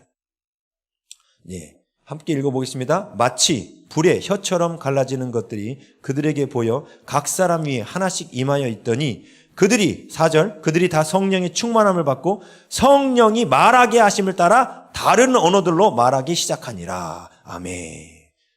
예수님의 십자가 사건 때문에 하나님께 나아가는 것이 허락됐죠? 회복되었어요. 그 다음에 하나님은 하나님과의 대화를 회복시켰어요. 근데 지금 사도행전 2장 3절 4절에서 나온 대화에 쓰는 언어는 사실 정확하게 영의 언어가 아니에요. 이거는 로컬 방언입니다. 지역 방언이에요. 예수님 시대에 여기가 이제 갈릴리, 여기가 사해바다, 여기가 지중해잖아요. 지중해. 예? 이 지중해 연안에 있는 사람들이 이 예루살렘으로 모여들었거든요, 다. 근데 이 지중해 연안의 언어들이 다 달라요. 필리핀도 딱 들어가면 언어 다 다른 거 아시죠? 인도만 해도 언어가 1000개가 넘어요. 언어가 다 달라요. 그러니까 다 다른 거예요. 근데 여기서 모였던 사람이 예루살렘에 왔는데 제자들이, 저희 가보지도 않은 제자들이 각각 자기네 나라, 자기가 살고 있는 유대인들이 자기가 살던 지역의 언어로 하나님을 높이는 것을 듣게 됩니다. 예? 이 사람들이 어떻게 우리나라 말을 알지? 이거 시골에서만 쓰는 말인데? 어떻게 이런 말을 알지? 그랬죠. 이게 뭐에 대한 상징입니까? 이제 인류 모든 사람들이 다 하나님의 음성을 들을 수 있는 시대가 왔다라는 상징적인 사건이에요. 예? 제 말 이해가 안 가세요? 왜? 만약에 지금 여기서 말한 게 언어의 저주가 풀린 거라면 저 언어 아닌 사람은 못 듣는 거잖아요. 하나님 높임을. 이거는 언어의 저주가 풀렸음에 대한 상징적인 사건인 거예요. 그리고 이미 구약은 이것을 우리에게 예언해 왔습니다. 하나님이 우리와 대화하고 싶었던 이 마음을 구약은 예언해 왔어요. 에레미야 31장 33절부터 34절 띄워주세요. 에레미야 31장 33절 34절. 자, 그러나 에레미야 31장 33절 34절. 예. 그러나 그날 후에 내가 이스라엘 집과 맺을 언약은 이러한, 이게 새 언약이죠. 예수님이 오셔서 맺으시는 언약이 새 언약이에요. 예? 예. 언약은 이러하니 곧 내가 나의 법을 그들의 속에 두며, 어저께 오전에 속에 두는 얘기 했잖아요. 속에 두며 그들의 마음에 기록하여, 잘 보세요. 나는 그들의 하나님이 되고 그들은 내 백성이 될 것이니라. 여호와의 말씀이니라. 자, 예수님이 오셔서 새 언약을 체결하실 때 새 언약을 체결하셔서 하나님의 말씀을 우리 속에다 기록한다는 얘기가 했고요. 그 다음 34절이 중요해요. 보세요. 그들이 다시는 각기 이웃과 형제를 가리켜 이르기를 너는 여호와를 알라 하지 아니하리니. 왜 이웃들한테 너 여호와를 알아, 하나님을 좀 알아야 돼, 너 알아야 돼, 말 안 한다는 거예요. 왜 그럴까요? 그 뒤에 이렇게 나와요. 이는 작은 자로부터 큰 자까지 다 나를 알기 때문이라. 뭔 얘기예요? 이제 작은 자부터 큰 자까지 직접 하나님과 뭐 할 수 있게 됐어요? 대화할 수 있게 된 거예요. 언어의 저주가 새 언약과 함께 언어의 저주가 풀릴 것에 대하여 에레미야가 예언합니다. 이게 그렇게 해석하면 맞는가? 이렇게 생각하실 분이 있어서 한 구절을 더 찾아요. 요엘서 2장 28절. 2장 28절 29절. 요엘서 2장 28절부터 29절. 예, 한번 볼까요? 그 후에 내가 내 영을 만민에게 부어주니. 또 보면은 그 후에 내가 내 영을 만민에게 부어주는 거, 성령이 오시는 거죠. 그래서 만민은 이스라엘 사람만 뜻하는 것이 아니라 모든 사람들이죠. 그렇죠? 자, 성령을 부으시는 그 목적, 너희 자녀들이 장래일을 말할 것이며, 이렇게 말해요. 그죠? 여기서 장래일을 말한다는 번역은 잘못된 번역이에요. 선지자를 갖다가 나비, 히브리어로 나비라고 그러거든요. 선지자들이 그 예언하다라는 표현을 나바라는 표현을 써요. 근데 예언한다는 말은 우리 한국말로 무슨 뜻이냐면 미리 일어날 일을 말한다는 뜻이에요. 그런데 히브리어 시제에는 과거, 현재, 미래가 없다고 그랬죠. 예? 그래서 예언은 미래의 일을 말하는 게 아니에요. 예언은 늘 현재를 말해주는 거예요. 그런데 지금 장래일을 말할 것이요는 번역한 거예요. 그렇게. 뭔 얘기냐? 여러분 어저께 제가 히브리적 시간관에 대해서 말씀을 드렸는데, 히브리적 시간관은 과거, 현재, 미래가 없다고 그랬지 않습니까? 네. 히브리어 구약 성경 자체가 히브리어 시제가 오직 현재밖에 없어요. 자, 이런 겁니다. 이게 현재밖에 없다는 뜻이, 예언이라는 게 이런 거예요. 자, 제가 계속해서 산 꼭대기로 계속해서 걸어 올라가고 있어요. 현재 걸어 올라가고 있어요. 그러면 이 사람한테 이렇게 예언하는 거예요. 당신은 정상에 설 것입니다. 이게 무슨 뜻이에요? 현재 이 사람이 산 꼭대기로 가고 있습니다. 이 뜻이죠. 네? 근데 제가 절벽을 향해서 계속 걸어가고 있어요. 그러면 예언이 이렇게 와요. 당신은 높은 데서 떨어져 죽을 것입니다. 그럼 이게 무슨 뜻이에요? 네? 절벽에서 떨어져 죽을 거라는 거를 왜 예언한 거예요? 현재 내가 절벽을 향해서 가고 있다는 뜻이죠. 자, 그러면 예언은 왜 하는 거예요? 올라가는 사람한테는 왜 하는 거죠? 계속 유지해라. 그 뜻이죠. 내가 잘 올라가고 있는데 그 예언을 듣고 내가 조금 있으면 정상에 쓴다고 교만해져서 뒤로 돌아가니까, 그럼 그 예언이 이루어질까요? 안 이루어질까요? 안 이루어져요. 안 이루어져요. 예언이 이루어지는 게 뭐예요? 정상으로 가는 사람이 계속 정상으로 가도록 해주는 게 예언이 이루어지는 거죠. 그렇죠? 그래서 당신은 머지않아 정상에 설 것입니다가 지금 현재의 모습을 말해주는 거예요. 근데 이 사람이 현재를 갖다 갑자기 바꿔버리면 그 예언은 성취되지 않아요. 반면에 당신은 머지않아 절벽에서 떨어질 것입니다라고 예언을 했어요. 근데 이걸 딱 듣고 어라! 그러면 안 되지. 깨닫고 회개하고 돌이켰어. 다른 길로 걸었어. 그럼 떨어질까요? 안 떨어질까요? 안 떨어져요. 그렇죠? 안 망해요. 그렇죠? 자, 그럼 예언이 성취된 거예요? 성취되지 않은 거예요? 예언이 성취된 거예요. 무슨 뜻인지 아시겠어요? 그게 바로 예언이 성취된 거예요. 하나님의 뜻을 전달했잖아요. 너 돌이켜라! 그러니까 예언이 성취된 거예요. 이해하시겠죠? 하나님은 우리가 절벽에서 떨어지는 걸 원하시지 않아요. 절벽에서 떨어진다라고 예언하는 이유는 뭐예요? 돌이키라는 거예요. 예언은 미래의 일을 맞추는 게 아니에요. 그런데 절벽에서 떨어진다더만 딱 회개하고 돌이켜서 그 길 가서 안 떨어졌어. 그런데 뭐 나한테 예언했던 사람 거짓말이네 뭐. 나 안 떨어졌구만. 이건 이게 멍청한 사람인 거예요. 그건 이제 성경을 몰라서 그런 거예요. 예언은 현재의 모습을 말해주는 거예요. 내가 지금 하나님을 향해서 가고 있는지 사망을 향해서 가고 있는지를 말해주는 게 예언이에요. 현재의 모습을 말해주는 거예요. 그래서 니느웨가 40일 후에 멸망한다. 하나님 말씀하신 거죠. 하나님 말씀하셨어요. 제가 이 하나님의 음성 듣기에 관해서 더 깊게 얘기 드리면 할 얘기가 많아요. 네? 에스겔이 느부갓네살 왕한테 뭐라고 예언했냐면 당신이 두로라는 나라를 멸망시킬 것이다라고 예언합니다. 하나님께 듣고 예언했어요. 근데요, 그 예언이 이루어지지 않아요. 두로는 바벨론에서 멸망하지 않고 한참 후에 헬라에 의해서 멸망합니다. 근데 이 예언이 틀린 거잖아요. 그죠? 틀렸잖아요. 근데 그 예언이 나와요. 근데 그 예언이 에스겔서에 또 이렇게 나와요. 그런데 하나님께서 두로를 주시려다가 두로를 정복하느라고 애쓰고 정복하지 못한 것 때문에 애굽을 대신 주신다라고 또 예언이 바뀌어서 나와요. 에스겔서에 그렇게 나와요. 이건 제가 시간 관계상 안 찾을게요. 보세요. 니느웨도 멸망한다고 했다가 하나님이 치유하셨죠. 예언이 성취된 거죠. 그들이 돌이키라고 예언한 거잖아요. 한국 땅에 전쟁이 난다고 예언을 했어요. 근데 한국 교회가 듣고 회개했습니다. 전쟁이 일어나지 않았어요. 그 무슨 뜻이에요? 예언이 성취된 거예요, 그게. 예언은 하나님의 뜻이 이루어지도록 하는 게 예언입니다. 자녀들이 장래일을 말하는 게 아니에요. 하나님이 그게 나바라는 히브리어 동사는 우리를 향한 하나님의 그 뜻을 선포하다라는 뜻이에요. 미래의 일을 말하다는 뜻이 아니에요. 이제 이해되시죠? 그래서 여러분들한테 누군가가 예언을 했는데 당신은 40을 못 살고 죽을 것입니다. 심지어 누구야? 히스기야한테도 그렇게 했잖아요. 죽을 거라. 요번 병으로 죽을 거라고 이사야가 예언해 줬죠? 근데 히스기야가 어떻게 해요? 하나님 앞에 기도하잖아요. 그랬더니 15년을 연장받죠? 예언이란 게 그런 거예요.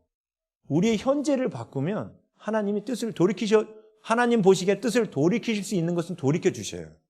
근데 하나님의 자녀들이 망하는 길에서 하나님 제가 이제 망하지 않기를 원합니다. 회개하고 돌아온 걸 하나님이 아니야, 난 너를 망하기로 했으니까 망해야 돼. 이런 분일까요?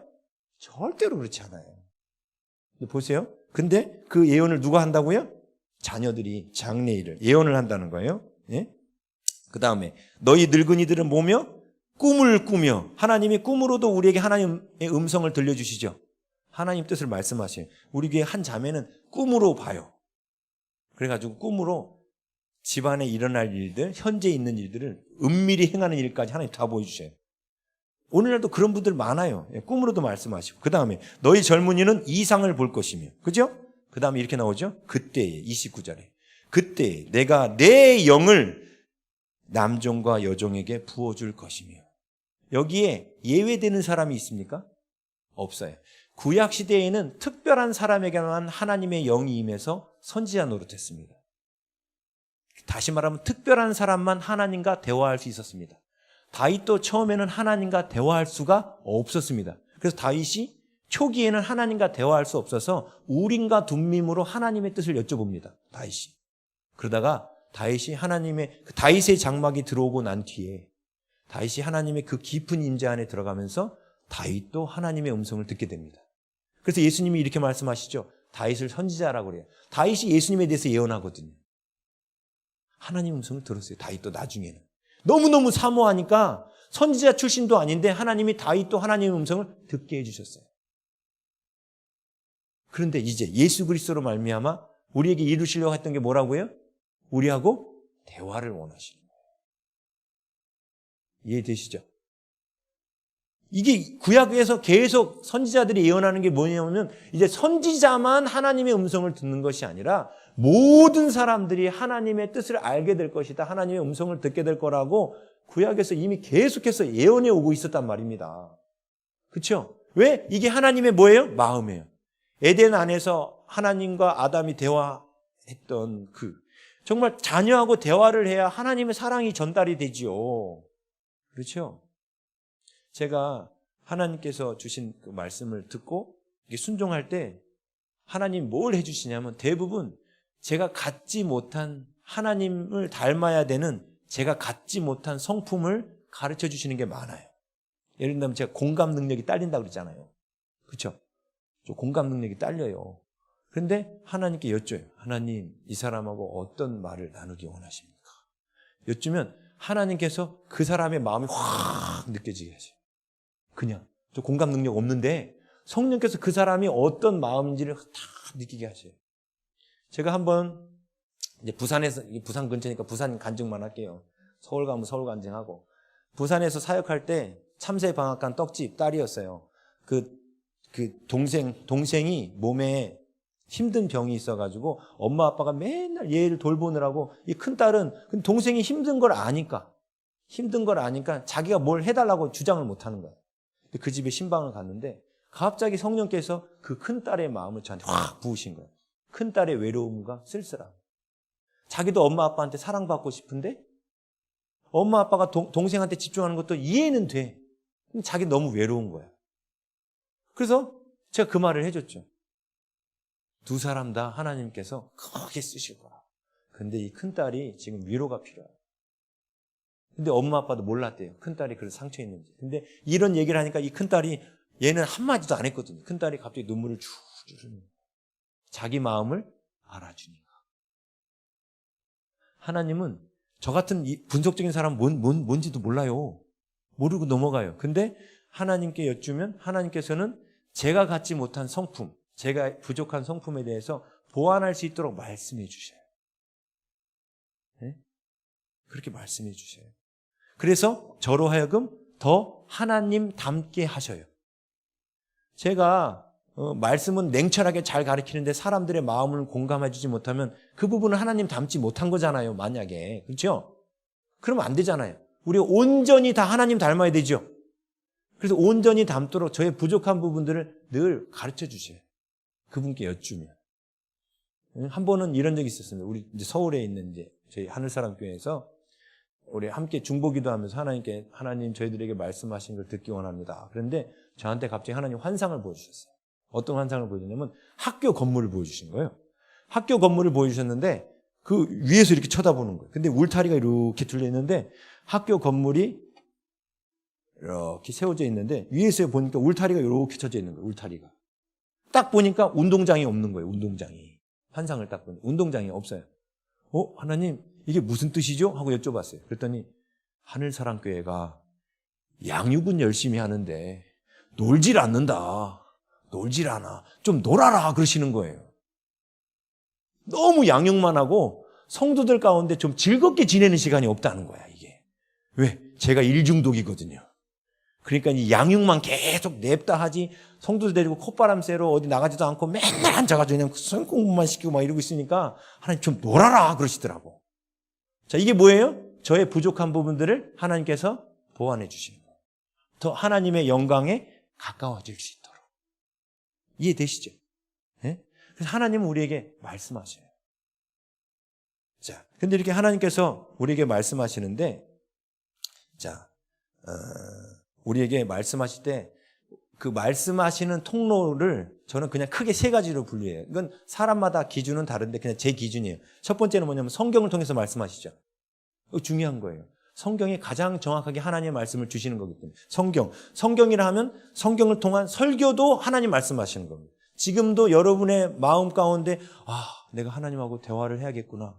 내가 하나님의 음성 듣기를 사모해야겠구나. 이런 마음이 들었다는 뜻은 하나님이 지금 나에게 말씀하신 거예요.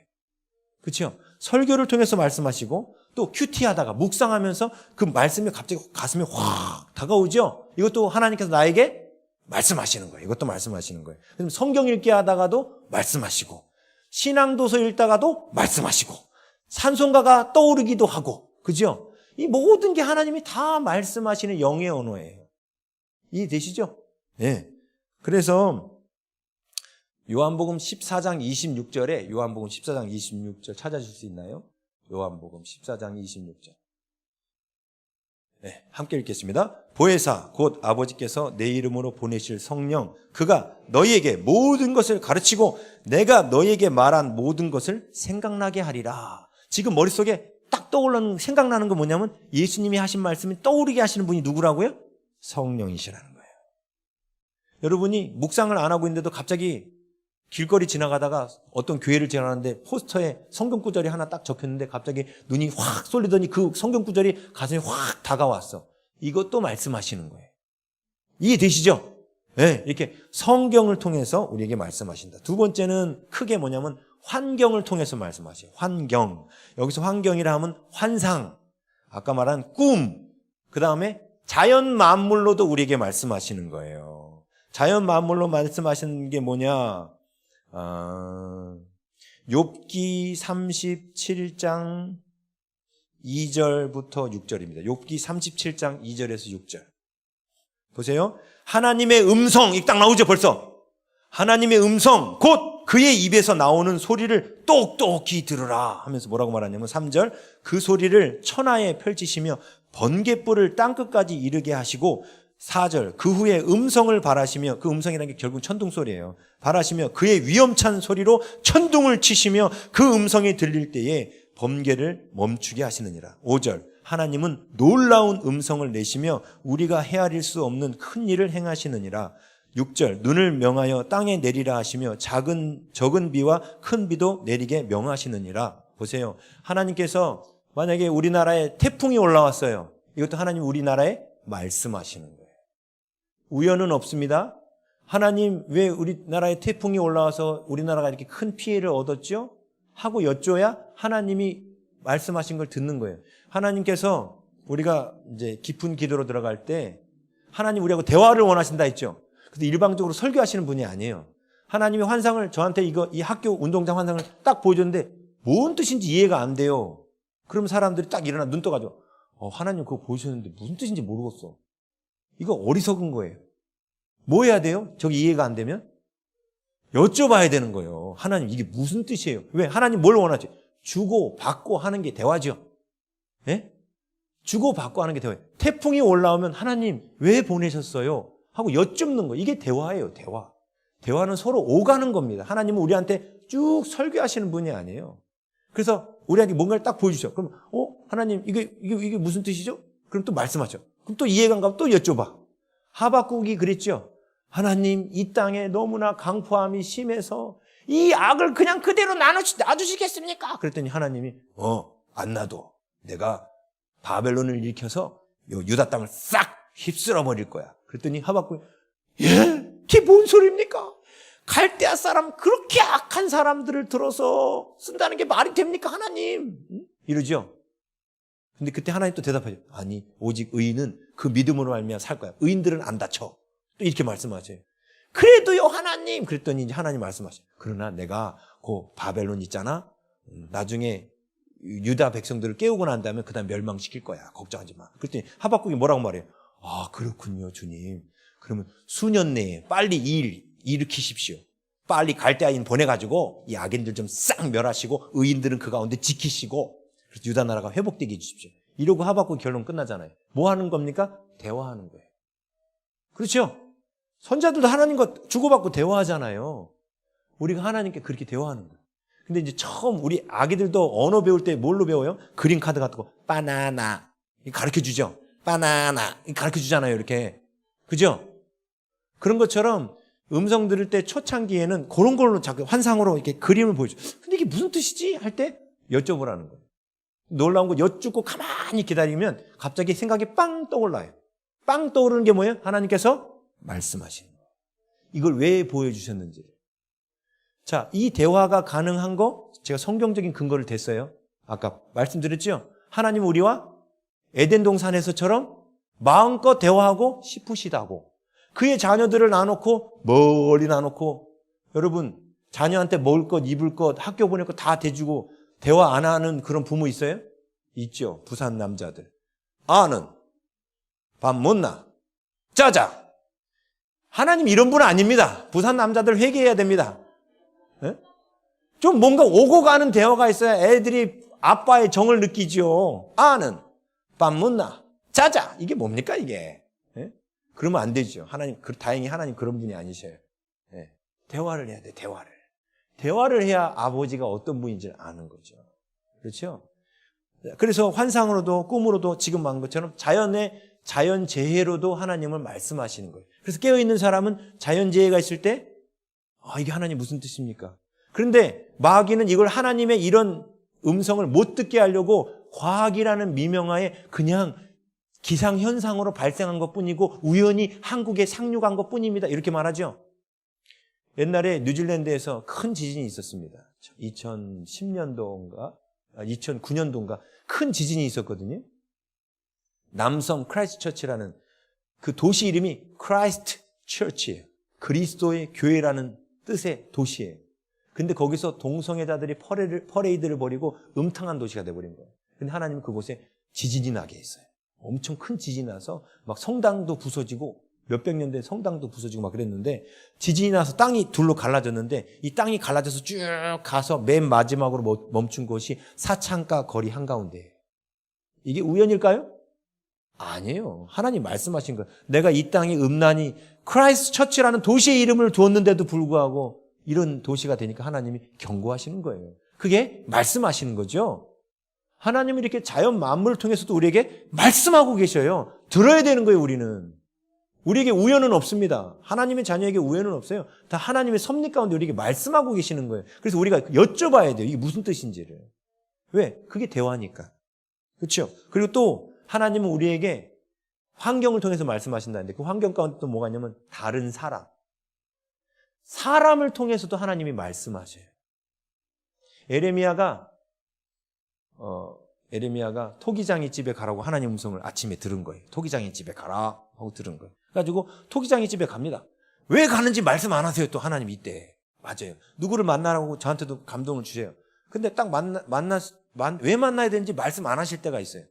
말씀 안 하시면 모르는 거예요. 엘리사도 저 아람 나라의 왕궁에 있는 비밀도 다 들을 수 있는 엘리사지만 그가 그 수넴 여인이 자기한테 막 달려왔을 때 왜 달려오는지 모르잖아요. 왜? 하나님이 말씀 안 해주시면 모르는 거예요. 아무리 엘리사 선지자일지라도. 그죠? 네. 그런데 이렇게 하나님의 말씀하시는 것을 뭔 얘기하다 일어났지? 다른 사람. 에레미야가 토기장의 집에 가라고 해서 갔는데 토기장의 집에 갔어요. 근데 왜 가라고 했는지 말씀 안 해주신 거야. 토기장의 집에 오긴 왔어요. 심심해가지고 토기장이가 토기 만드는 걸 이렇게 보고 있었죠. 근데 성경에 이렇게 나와요. 그때 여호와의 말씀이 임하시니라. 그건 에레미야가 그렇게 표현한 거예요.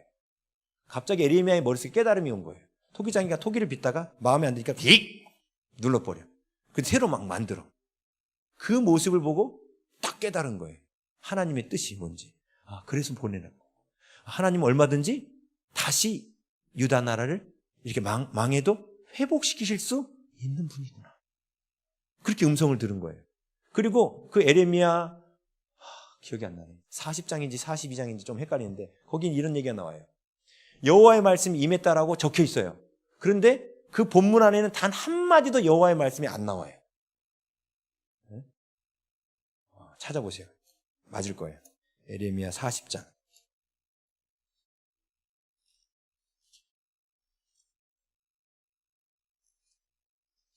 에레미야 40장. 맞습니다. 40장 1절 볼게요. 사람을 통해서 말씀하신다는 걸 제가 보여드리려고 그러는 거예요. 하나님은 정말 다양한 방법으로 말씀하셔서 겸손한 사람만 하나님의 음성을 정확하게 들을 수 있어요. 왜? 교만한 사람은 사람을 통해서 주시는 하나님의 음성을 안 듣습니다. 그러다가 마귀에게 속는 거예요. 보세요. 40장 1절. 사령관 느부사라단이 예루살렘과 유다의 포로를 바벨론으로 옮기는 중에 에레미야도 잡혀 사슬로 결박되어 가다가 라마에서 풀려난 후에 말씀이 여호와께로부터 에레미야에게 임하니라. 분명히 이렇게 말했죠. 임한다고 말했거든요. 근데 40장 끝날 때까지 안 나와요. 근데 우리는 에레미야가 하나님의 말씀 음성을 들은 걸 알아요. 어떻게 아느냐? 이렇게 나와요. 2절. 사령관이 에레미야를 불러다가 이르되 네 하나님 여호와께서 이곳을 이 재난에 선포하셨더니 3절. 여호와께서 그가 말씀하신 대로 행하셨으니 이는 너희가 여호와께 범죄하고 쭉 넘어갈게요. 4절. 보라 내가 오늘 내 손에 사슬을 풀어 너를 풀어주노니. 이게 뭔 얘기냐면 자 그냥 배경 설명을 잠깐 드릴게요. 이미 에레미야는 느부갓네살 왕한테 잡혀갔어요. 근데 느부갓네살 왕은 이미 에레미야에 대해서 들었습니다. 에레미야가 바벨론에 순순히 끌려가라고. 그 바벨론에 조공도 바치고 순순히 잡혀가라고 들었거든요. 그러니까 느부갓네살 왕은 에레미야를 대우해 줬어요. 뭐라고 대우해 줬냐면 당신은 바벨론에 가면 내가 극진히 모시겠다. 바벨론 가고 싶으면 가도 된다. 근데 가기 싫으면 여기 살고 싶으면 살아도 된다. 뭐 애굽에 가고 싶으면 당신 뜻대로 해라. 이게 바벨론이 에레미야한테는 자유를 줬습니다. 에레미야 마음대로. 그래서 에레미야가 느부갓네살 왕 앞에 있다가 나와요. 그때 옆에 느부사라단이라는 군대 장관이 옆에 있었겠죠. 근데 나와서 에레미야가 유다 땅을 돌아다니는데 바벨론 군대가 에레미야를 또 잡아버린 거예요. 얼굴을 모르니까. 그래서 이 에레미야를 끌고 느부사라단 앞에 데리고 온 거예요. 그랬더니 이 느부사라단 왕이 딱 보더니 에레미야 씨네요. 여기 왜 오셨어요? 왕이 자유를 줬는데 여기 왜 오셨어요? 신하들이 몰라서 데리고 왔군요. 이렇게 말하는 거예요. 그러면서 4절. 보라 내가 오늘 내 손에 사슬을 풀어 너를 풀어주는. 다시 풀어줄 테니까 가시라는 거야. 다시 풀어줄 테니까. 이미 느부갓네살 왕이 풀어줬잖아요. 그냥 가시라는 거야. 가시라는 거야. 만일 네가 나와 함께 바벨론으로 가는 것을 좋게 여기거든 가자. 데려가겠습니다. 내가 너를 선대하리라. 만일 나와 함께 바벨론으로 가는 것을 좋지 않게 여기거든 그만두라. 안 가도 된다. 이건 얘기죠. 보라, 온 땅이 내 앞에 있으니 내가 좋게 여기는 대로 옳게 여기는 대로 곳으로 갈지니라. 느부갓네살 왕이 했던 말을 그대로 합니다. 에레미야한테 선택하라는 거예요. 마음대로 하라는 거예요. 바벨론 가고 싶으면 가시고 그냥 가고 싶은 대로 가십시오. 온 땅에 아무 데나 가십시오. 이렇게 말한 거예요. 그럼 에레미야 그러면서 에레미야가 그때 5절 딱 뒤돌아서 딱 나오는 거예요. 5절. 근데 이렇게 말 에레미야가 아직 돌이키기 전에 자, 에레미야가 돌이켜서 딱 나가는데 뒤통수 대고 느부사라단이 딱 한마디 했어요. 뭐라고 말했어요?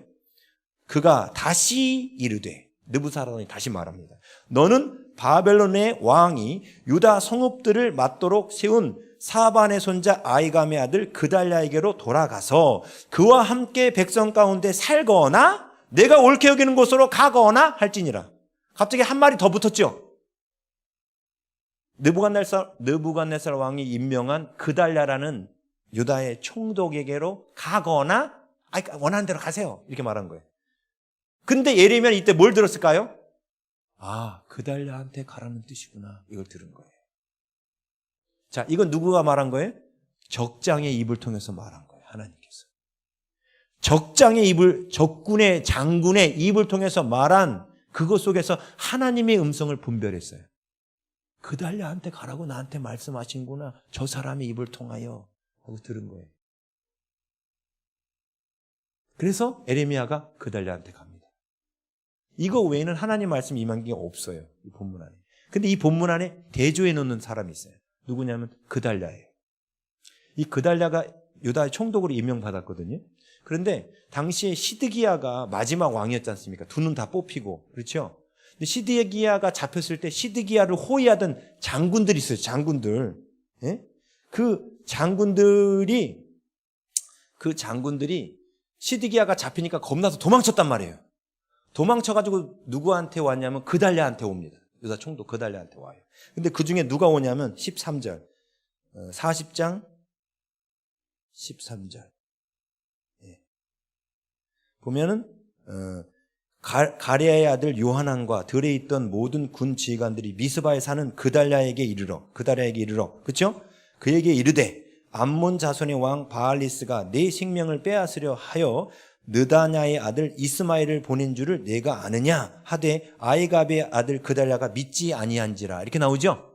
이게 뭔 얘기냐면 그 도망친 장군들 중에 이 요하난이라는 장군이 찾아와서 그달랴 왕한 총독한테 뭐라고 말하냐면 이스마엘이라는 군대 같이 시드기야 왕을 모셨던 이스마엘이라는 장군이 당신을 죽이려고 한다. 그게 바로 암몬 자손의 그 첩자가 된 거다. 그러니까 그 사람 받아들이지 마라 하고 경고해 주는 거예요. 근데 그달랴의 입장에서는 지금 뭐가 보이냐면 그놈이나 이놈이나 다 시드기야 왕을 버리고 도망친 놈이에요. 그러니까 신뢰가 가지 않는 거야, 이게. 이 말이. 신뢰가 가지 않는 거예요. 그래서 어떻게 합니까? 예? 그래서 15절 가레아의 아들 요하난이 미스바에서 그달랴에게 비밀이 말하여 이르되 청하노니 내가 가서 사람이 모르게 느다냐의 아들 이스마엘을 죽이게 하라. 어찌하여 그가 내 생명을 빼앗게 하여. 그 이스마엘을 죽이라고 명령 가르쳐 주거든요. 근데 이거를 그달랴가 들었을까요? 안 들었을까요? 16절 그러나 아이감의 아들 그달랴가 가레아의 아들 요하난에게 이르되 네가 이 일을 행하지 말 것이니라. 내가 이스마엘에 대하여 한 말은 진정이 아니니라 하면서 거절합니다. 그리고 나서 41장에 결국은 이스마엘에 의해서 죽습니다. 41장 3절 이스마엘이 또 미스바에서 그달랴와 함께 있던 모든 유다 사람과 거기에 있는 갈대아 군사를 죽였더라. 2절에도 나오는 거라. 그달랴를 칼려 죽입니다. 이 요하난 장군의 그 충고대로 이스마엘을 죽였으면 그달랴가 안 죽었을 거예요. 근데 그 말을 안 들어요. 그래서 그달랴가 죽어요. 그달랴도 하나님의 음성을 듣던 사람이었습니다. 그래서 하나님이 그를 유다 총독으로 세우신 거예요. 근데 그달랴는 지금 그 안에 뭐가 없느냐? 자기 눈으로 판단한 거예요. 에레미야는 적장의 입을 통해 그 잔인한 적장, 유다 사람을 잔인하게 죽인 그 적군의 장군의 입에서 나오는 말 속에서도 하나님의 음성을 분별할 수 있는 사람이었어요. 겸손하게. 그런데 그달랴는 또 그달랴도 하나님 앞에 충성된 자였기 때문에 세웠던 거예요. 그래서 에레미야가 그달랴를 좋아했어요. 근데 그달랴는 같은 나라 장군이 말하는 충고가 하나님의 음성이었는데 하나님이 지켜주려고 요하난을 보내준 거거든요. 근데 그를 못 들어요. 그래서 이스마엘에서 죽습니다. 보십시오. 그래서 사실 에레미야서가 하나님의 음성 듣기 교과서예요. 에레미야서에 안에는 하나님의 음성을 듣는 루트가 다양하게 나와요. 뭐 자연재해를 통해서 뭘 통해서도 사람을 통해서 이렇게 그냥 토기장집 가서 한 것처럼 아주 다양하게 나옵니다. 근데 보세요. 사람을 통해서도 말씀하신다는 거예요. 그런데 이 교만한 사람들이 직통기시만 받아들이다가 다 망하고 다 곁길로 가고 다 이상해지는 거예요. 하나님은요. 적군의 입을 통해서도 말씀하시는 거예요. 겸손한 사람은 그걸 그냥 지나치지 않고 하나님 지금 느부사라다니 그달랴 얘기를 꺼냈는데 혹시 저에게 거기 가기 원하시는 거 맞습니까? 여쭤보는 거죠. 그게 겸손입니다. 제가 환경 가운데 환상, 꿈, 자연, 다른 사람 그랬죠? 또 있어요. 뭐가 있냐면 육체의 오감. 육체의 오감을 통해서 말씀하시. 어떤 사람이 아프면 그 사람이 아픈 게 똑같이 느껴질 수 있어요. 이게 영의 언어예요. 근데 가끔 이런 때가 있어요. 갑자기 이게 두통이 다 다른데 이쪽으로 아플 때가 있고 이쪽으로 아플 때가 있고 이쪽으로 아플 때 이쪽 다 달라요 이게. 그럼 딱 이게 아프면 전 하나님께 여쭤봐요. 하나님 이게 어디서로부터 온 겁니까? 제 안에 있는 것 때문에 말씀하시는 겁니까? 제 주위에 있는 사람들에 대해서 말씀하시는 겁니까? 여쭤봐요. 그러면 이쪽 방향에 있는 누군가에게 머리가 아프거나 이 사람에 뭔가가 있어요. 그래서 그게 하나님 뜻이라는 게 확인이 되면 하나님이 아픈 걸 싹 없애주세요. 오늘 새벽에도 기도하는데 갑자기 하나님 이쪽 머리가 아프길래 하나님 제가 회개할 것이 있나요? 여쭸어요. 그랬더니 하나님 뭔가 한 가지를 빵 떠오르게 했어요. 화요 집회 때 이제 제가 설교하면서 하나님의 뜻에서 조금 벗어났던 거 딱 떠오르게 하시면서 그거 회개하라고. 그래서 하나님 이 음성에 맞고 그러면 회개할 때 두통이 사라지게 해주세요. 딱 회개하자마자 썩 사라지는 거예요. 하나님 우리 육체의 어떤 감각으로도 하나님의 어떤 뜻을 전달하셔요. 누가 간이 아프면 갑자기 내 간이 아프기 시작하고 뭐 이런 식으로 하나님 육체의 오감을 통해서도 하나님 우리에게 말씀하셔요. 근데 그런 일이 있을 때 사람들은 그냥 편두통하고 지나가잖아요. 그러지 마시라는 거예요. 평상시에 계속 편두통이 있는 분은 시달리는 분이고 스트레스로. 그러지 않는데 갑자기 뭔가 했다? 그럼 여쭤보시라는 거예요. 하나님 이게 어디서부터 온 거지? 지금 하나님 나하고 대화하시는 거예요. 이해하시겠어요? 하나님은 정말 다양한 루트로 하나님의 생각을 우리에게 전달하고 계시는 거예요. 한 가지로만 전달하시는 게 아니에요. 성경으로만 설교로만 전달하시는 게 아니에요. 예? 그 다음에 또 환경 가운데 뭐냐면 직관이라는 게 있어요. 직관. 그냥 딱 보면 딱 알아지는 거. 딱 보면 그냥 그 사람에 대해서 딱 하나님이 알게 하실 때가 있어요. 이것도 직관도 하나님께서 말씀하신 건데 이런 게 있어요. 자, 그 다음에 세 번째가 중요해요. 제가 첫 번째는 성경, 두 번째는 환경 그랬죠. 세 번째는 뭐냐? 회복된 양심이에요. 회복된 양심. 이거 어저께 했었는데 제가. 하나님 원래 우리에게 율법을 주기를 원하시지 않았어요. 근데 우리의 양심이 화인 맞아서 우리 양심이 너무 딱딱해져서 양심을 회복시키려고 율법을 주신 거예요. 근데 율법을 통해서 양심이 회복되고 난 뒤부터는 성령을 통해서 더 구체적으로 말씀하십니다. 회복된 양심. 자, 시편 16편 7절 찾아주세요. 시편 16편 7절. 자, 함께 읽습니다. 나를 훈계하신 여호와를 송축할지라 밤마다 내 양심이 나를 교훈하도다. 보세요. 나를 훈계하신 여호와, 하나님이 나를 훈계하신다고 그러죠? 근데 뭘로 훈계하신다고 돼 있어요? 양심이에요. 양심이 하나님께서 성경이 기록되기 이전부터 하나님께서 우리에게 말씀하시는 대표적인 통로가 바로 양심이었습니다. 근데 죄로 말미암아 이 양심이 어떻게 됐느냐? 히브리서 9장 14절. 히브리서 9장 14절. 하물며 영원하신 성령으로 말미암아 흠없는 자기를 하나님께 드린 그리스도의 피가 어찌 너희 양심을 죽은 행실에서 깨끗하게 하고 이렇게 나오죠. 이 양심을 죽은 행실에서 깨끗하게 해야만 한다는 거예요. 양심이 깨끗하게 회복돼야 돼요. 옛날에 우리 그러죠. 처음 도둑질 할 때는 그렇게 양심이 찔리니까 막 가슴이 두근두근 했잖아요. 그죠? 근데 이게 도둑질이 한 번, 두 번, 세 번 이게 붙으면 어떻게 돼요? 나중에 양심이 무뎌져요. 거짓말도 처음 할 때는 괜찮은 게 아니지. 막 가슴 뛰죠? 그러다 계속하면 어떻게 돼요? 그냥 무뎌져요. 이 양심이 무뎌지는 거예요, 이게. 그게 뭐 때문에 그런 거예요? 죄 때문에 우리 양심이 무뎌지는 거예요. 근데 하나님은 두근두근 뛴다는 뜻이 무슨 뜻이에요? 이게 양심이 걸린다는 게 무슨 뜻이에요? 하나님이 원하시지 않는다는 뜻이잖아요, 이게. 이 양심이 아주 중요한 하나님이 우리에게 말씀하신 통로예요. 그죠? 베드로전서 3장 16절. 되게 많아요, 이 말씀이. 양심에 대한 말씀. 베드로전서 3장 16절. 함께 읽습니다. 선한 양심을 가지라. 이는 그리스도 안에 있는 너희의 선행을 욕하는 자들로 그 비방하는 일에 부끄러움을 당하게 하려 함이라. 여기 보면은 선한 양심을 가져라 이 말씀이 나와요. 디모데전서 1장 5절에도 이 교훈의 목적은 정결한 마음과 선한 양심과 바울이 디모데한테 전했던 그 교훈의 목적이 선한 양심이 회복되도록 전했다는 거예요. 여러분, 양심이 회복되면 더 이상 율법이 필요가 없습니다. 율법이 필요가 없다는 뜻은 율법대로 안 살아도 된다는 뜻이 아니라 율법보다 더 고차원의 양심이 성령이 그 양심을 통해서 우리에게 말씀하시기 때문에 율법을 지키지 않아도 된다는, 율법을 폐했다는 뜻이 아니라 양심이 율법을 통해서 양심이 회복되고 나면 하나님이 이 양심을 통해서 성령으로 말씀하시는 게 그 율법보다 더 고차원의 하나님의 성품을 요구하게 돼 있어요. 그렇죠? 그냥 율법은 구제만 하면 되는 거야.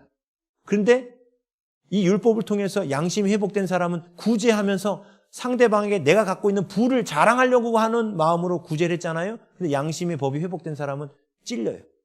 내가 구제는 했어도 내가 저 사람한테 과시하느라고 했구나. 하나님 용서해 주세요. 이건 율법에 안 나오죠.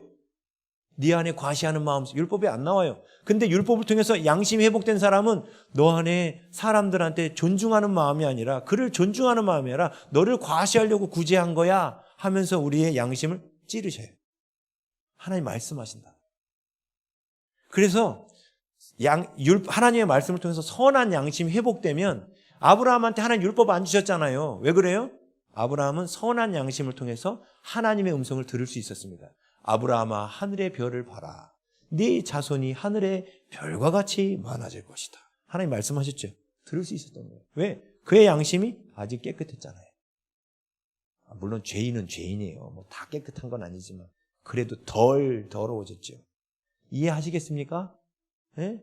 그래서 바울이 로마서 8장에서 죄와 사망의 법이 율법이에요. 생명의 성령의 법으로 옮겼다는 게 뭐예요? 이제는 율법 갖고 말하지 않아도 이제 양심의 법 안에서 하나님이 말씀하실 수 있기 때문에 그런 거예요. 그래서 우리가 하나님의 음성을 듣는 이게 회복될 때, 보세요. 양심은 회복되지 않았는데 직관으로만 듣는 사람들, 직통계시 받는 분들이 위험한 거예요. 양심이 회복되려면 반드시 뭐가 있어야 돼요? 율법에 순종해야 돼요. 하나님 말씀대로 살아야 돼요. 그래야 양심이 회복되는 거예요. 양심이 회복되면 회복될수록 하나님의 음성을 더 정확하게 듣게 되는 거예요. 자, 지금 제가 크게 세 가지 얘기했죠. 하나님 우리에게 말씀하신 통로. 첫 번째 성경, 두 번째 환경, 세 번째 양심. 그렇죠? 자, 마귀는 우리에게 어떤 루트로 말을 할까요? 마태복음 4장 6절. 마태복음 4장 6절. 찾아주세요. 좀 띄워주세요. 마태복음 4장 6절. 마귀가 이르되, 마귀가 말하고 있어요. 지금 예수님한테. 네가 만일 하나님의 아들이어든 뛰어내리라. 기록되었으되 하고 나오죠. 지금 마귀가 예수님한테 성경을 갖고 예수님을 시험하고 있어요. 시편 93편에 그가 너를 위하여 그의 사자들을 명하시리니 그들이 손으로 너를 받들어 발이 돌에 부딪히지 않게 하리로다 라고 시편 93편에 써 있어. 그러니까 뛰어내려 이렇게 말한 거예요. 자, 지금 마귀가 예수님한테 말할 때 뭘 통해서 말해요? 성경을 통해서 말합니다. 그렇죠? 마귀도 성경을 통해서 우리에게 말할 수 있다는 거 알고 있어야 돼요. 그렇죠? 그렇잖아요. 예수님한테 성경 통해서 말했잖아요. 예? 자, 두 번째. 열왕기상 22장 23절. 열왕기상 22장 23절. 시간이 없어서 23절만 볼게요. 자, 보세요. 이제 여호와께서 거짓말하는 영을 왕의 모든 선지자의 입에 넣으셨고, 이렇게 말해요. 자, 거짓말하는 영을 마귀가 넣었나요? 하나님이 넣으셨나요? 하나님이 넣었다고 말해요.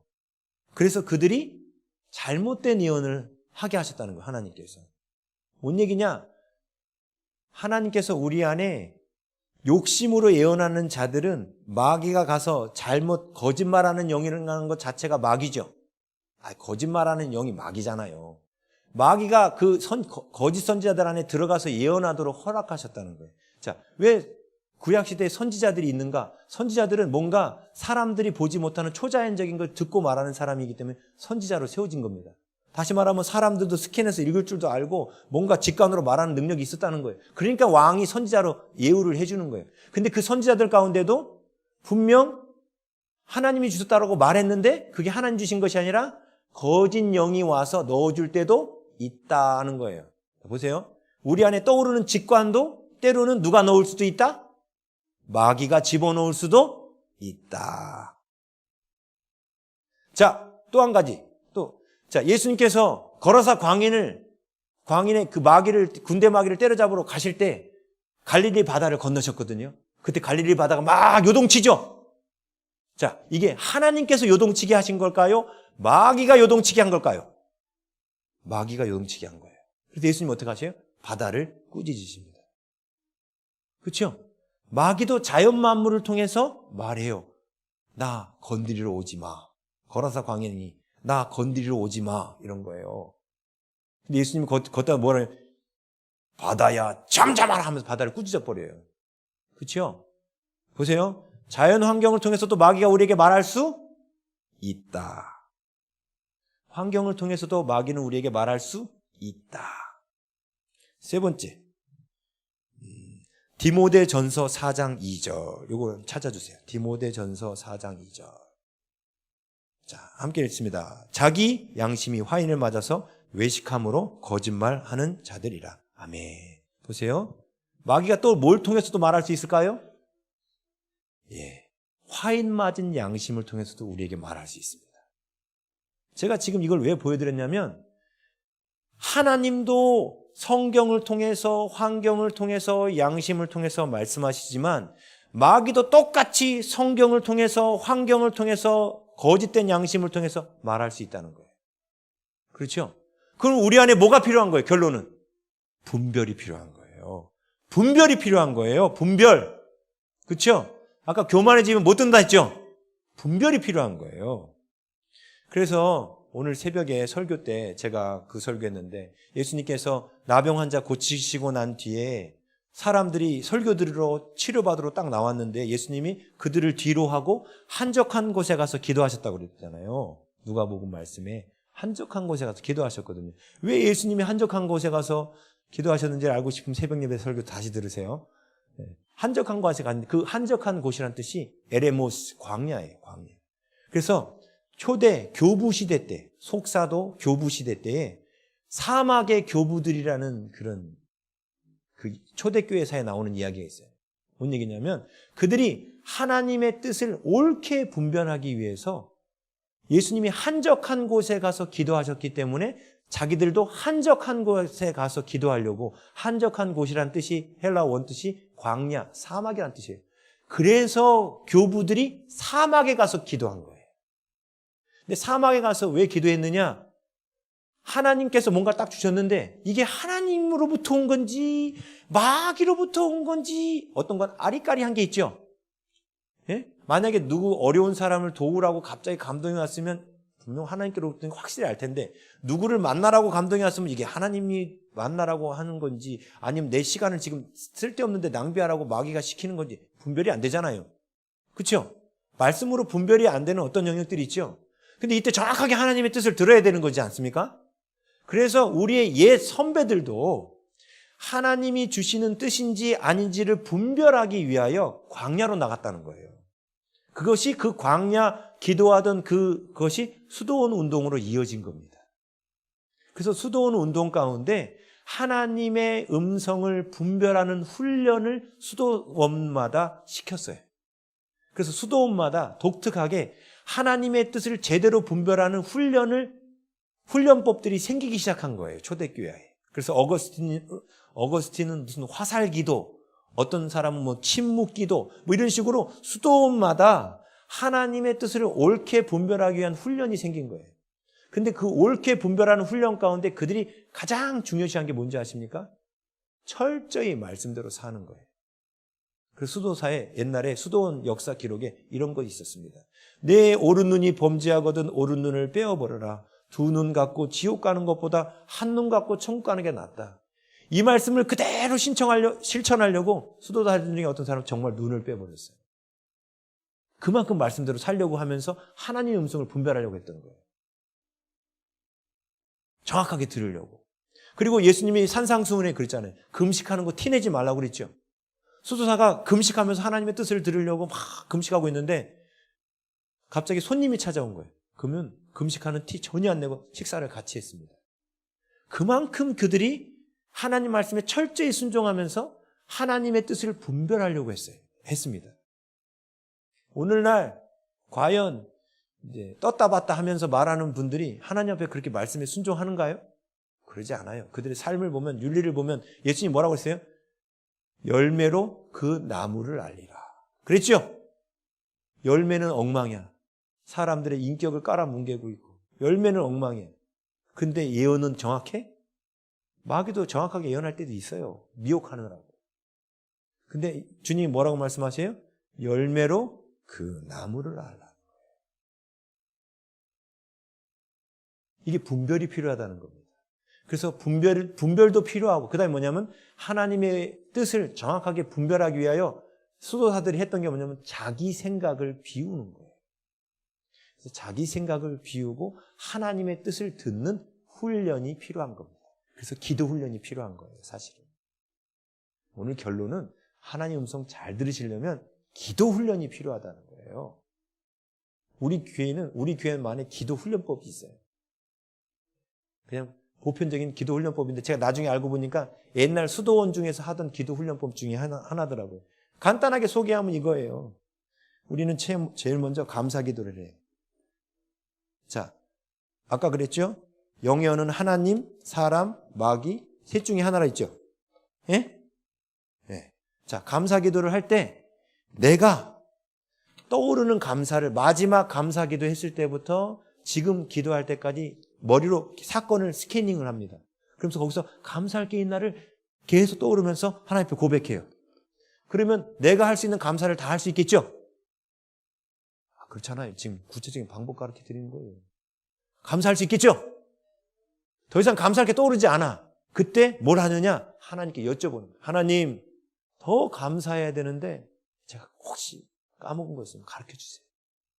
하고 여쭙고 가만히 기다리는 거예요. 사실 가만히 기다리는 거 이게 집중이거든요.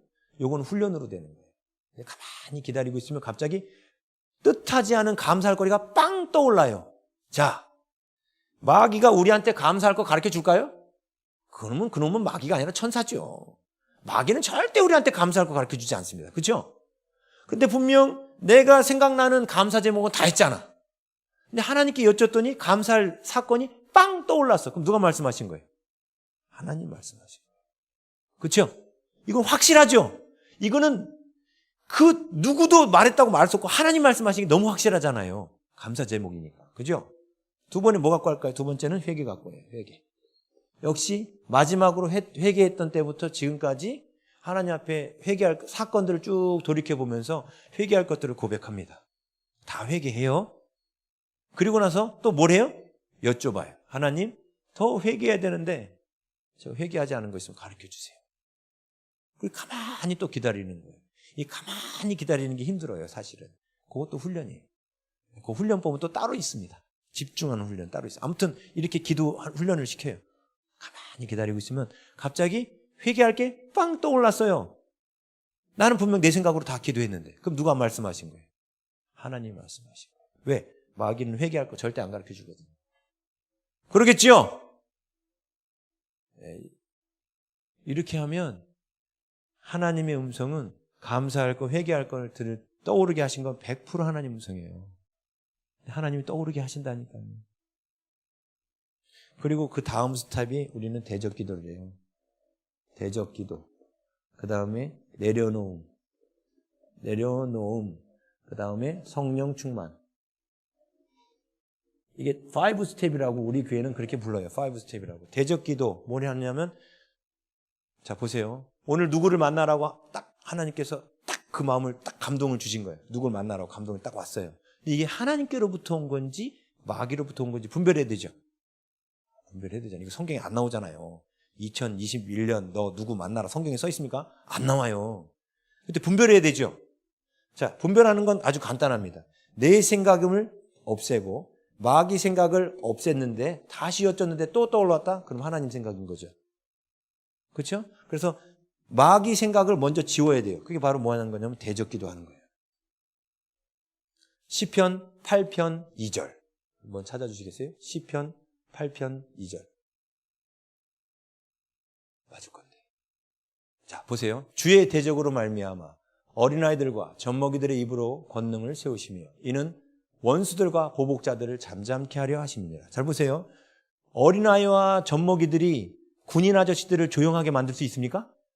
아니죠. 그건 불가능한 거예요. 그럼 여기서 말하는 어린아이와 젖먹이란 건 영적 어린아이와 젖먹이란 뜻이겠죠? 근데 영적 어린아이와 젖먹이처럼 마귀와 싸울 힘이 크지도 않은 사람에게도 하나님께서 기본적으로 허락하신 권세가 있다는 거예요. 그게 뭐죠? 원수와 보복자들을 어떻게 만들 수 있어요? 잠잠하게 만들 수 있어요. 뭔 얘기냐면 대적기도 때 이거 하는 거예요. 예수의 이름으로 명하노니 하나님의 음성을 듣는 것을 방해하는 악하고 더러운 영 입 다물어 이렇게 말하는 거예요. 예수의 이름으로 입 다물어 하고 마귀한테 입 다물라고 말하면 마귀는 잠시 동안 말 못합니다. 왜요? 성경 구절이 이렇게 돼 있잖아요. 믿음이 어린 자도 마귀는 잠깐 동안 입을 틀어막을 수는 있어요. 잠시 동안 말을 못해요. 집중해서 예수의 이름으로 진지하게 사단아 입 다물어 예수의 이름으로 입 다물지어다 막 이렇게 외치면 사단 잠시 동안 여기서 잠시 동안이라 하면 똥파리가 똥에 붙어 있습니다. 부채질을 합니다. 어떻게 될까요? 날아가겠죠. 근데 이놈이 어떻게 돼요? 시간이 지나면 또 와요. 또 올 때까지 요 인터벌, 요 시간 동안 말 못한다는 거예요. 영권이 세면 좀 부채질을 크게 하면 저 멀리 가서 좀 한참 걸릴 것이고 영권이 약하면 요 근처에 있다가 또 금방 올 것이고 어쨌든 잠시 동안은 말 못해요. 그죠? 그래서 대적기도를 마귀한테 입 다물라고 명령하는 거예요. 그 다음에 내려놓는 기도가 뭐냐면 내 생각을 내려놓는 거예요. 하나님 오늘 저 바쁘고 할 일 많은데 하나님께서 만나라 하시면 만나겠습니다. 이 내려놓음이 뭐예요? 순종하겠다라는 결단을 표시해 드리는 거예요. 하나님은 우리에게 말씀하실 때 순종하고자 하는 데한테 기쁘게 말씀하시거든요. 이 내려놓음이 사실은 제일 관건이에요. 이게 수도사들이 바로 이것 때문에 훈련한 거예요. 내려놓음 때문에. 음성 듣는 분들이 이상해지는 이유 바로 이 내려놓음이 안 돼서 그런 거예요. 내려놓음이 안 돼서. 하나님의 뜻이라면 무조건 순종하겠습니다. 저를 내려놓습니다. 하고 하나님 앞에 만나라면 만나겠습니다. 고백하는 거예요. 근데 평상시 기도 훈련할 때는 누구 만나는 기도 말고 평상시 기도 훈련할 때는 하나님 제가 제 삶에 이런 염려와 근심 걱정 내려놓겠습니다. 이렇게 다 내려놓는 고백을 하다가 질문을 하죠. 하나님 더 내려놓을 거 있으면 가르쳐 주세요 하고 평상시엔 그렇게 질문해요. 혼자 기도할 때는. 근데 어떤 특별한 메시지가 떠올랐을 때는 순종하겠다고 내려놓는 기도를 하는 거고. 제 말 뜻 이해하시겠죠? 그냥 평상시에는 평상시에 내려놔야 될 것들을 고백하고 더 내려놓을 거를 여쭙고 그 다음에는 그 특별한 게 들렸을 때는 순종하겠다고 내려놓겠다고 고백하고 그 다음에 성령 충만은 성령께서 내 안에 기름 부으시는 것을 상상하고 그 다음에 하나님께 여쭙는 하나님 만날까요? 만나라. 그럼 만납니다. 이걸 훈련하는 거예요. 이제 나중에 훈련법까지 다 가르쳐 드렸어요. 예. 자, 끝내야 되는데 중요한 게 마지막 남았는데 요 얘기만 하고 끝낼게요. 뭐냐면 여러분 하나님 음성 들을 때 절대로 까먹으시면 안 되는 거예요. 이것 때문에 사실 교회들이 시끄러워지는 겁니다. 하나님의 음성 들을 때 잘 보세요. 실제로 존 비비어 목사님이 쓴 존중이라는 책에 나오는 내용입니다. 하나님께서 새벽에 기도하는데 그 지역 주민 아이들을 전도할 수 있는 전도 프로젝트를 딱 떠오르게 하신 거예요. 하나님이 말씀하시면서 너 전도해라 그러신 거예요. 근데 부목사 시절이니까 이거 누구한테 허락을 맡아야 되냐면 담임 목사님한테 허락 맡아야 되는 거예요. 그죠? 그래서 담임 목사님한테 들고 갔어요. 그래서 담임 목사님이 기획서를 올려라. 기획서를 딱 드렸더니 담임 목사님 하지 마라 그런 거예요. 이걸 하면 지역사회들이 전도될 일인데 하지 마라 그런 거예요. 하나님이 말씀하신 건 분명 전도 계획이에요. 이게 나쁜 거 아니잖아요. 그죠? 근데 하지 마라 그랬습니다. 그러면 해야 됩니까? 말아야 됩니까? 예? 하나님이 말씀하셨어요. 해야 돼요? 말아야 돼요? 해야 돼요? 그래서 교회가 문제가 생기는 거예요. 하면 안 돼요. 하면 안 됩니다. 왜요? 하나님은 기본적으로 우리를 이걸 시험하셔요. 이게 안 됐기 때문에 한국교회가 질서가 무너지기 시작한 거예요. 잘 보세요. 하나님 음성 듣기에는 순서가 있어요. 첫 번째가 성경, 두 번째가 권위, 세 번째가 내적 음성이에요. 내적 음성은 3순위입니다. 3순위. 1순위는 뭐예요? 성경. 2순위는 뭐예요? 권위예요. 권위가 브레이크예요. 브레이크. 이거는 또 성경 구절 있는데 민수기서 30장 3절에서 4절이에요. 나중에 찾아보세요. 아무리 하나님께서 감동을 주셨어도 내 위에 세운 권위가 하지 말라고 하면 하면 안 됩니다. 그게 어디 나와요? 서원규례에 나와요. 권위가 이때 책임지게 돼 있어요. 분명히 하나님이 말씀하셨는데. 근데 그 권위가 시키는 일이 예를 들어 도둑질을 해와라, 간음하라 하면 해야 돼요? 말아야 돼요? 하면 안 되는 거예요. 왜? 그 위에 성경의 권위가 있기 때문에. 성경에 위배되는 것이 아니면 권위가 시키는 것이 내적 음성보다 먼저라는 거예요. 성경, 권위, 내적 음성. 요 질서가 안 잡혀서 교회가 시끄러운 거예요. 제가 이것도 간증 많아요. 어떤 분이 교인들 중에 음성 잘 듣는 분이 있었어요. 근데 딱 보니까 마귀가 들어가서 말하는 걸 제가 알았거든요. 그 마귀가 하는 말이니까 듣지 마십시오. 그런데 제 말을 안 듣는 거예요. 제가 이 교육까지 다 했는데도. 결국 어떻게 됐느냐? 귀신 들렸어요. 왜? 마귀 음성 듣고 마귀에게 자꾸 복종하면 결국 마귀의 종이 돼버려요. 그게 귀신 들리는 거예요. 그분이 처음에는 제대로 듣고 있었습니다. 근데 교만이 온 거예요. 그때 브레이크를 잡아줬습니다. 안 들어요. 귀신 들렸어요. 제가 귀신 들린 사람 2번, 목회에서 2번 경험했습니다. 근데 분명히 아니라고 얘기해 줬거든요. 잘못됐다고. 이거 다 가르쳐 줬거든요. 그래도 안 들어요. 그래서 권위가 중요한 거예요. 성경에 위배되는 말을 하지 않는 한은 순종해야 되는 겁니다. 그래야 우리가 하나님의 음성을 마귀로부터 잘못 들을 때 하나님이 보호해 주시는 거예요. 이해하시겠죠?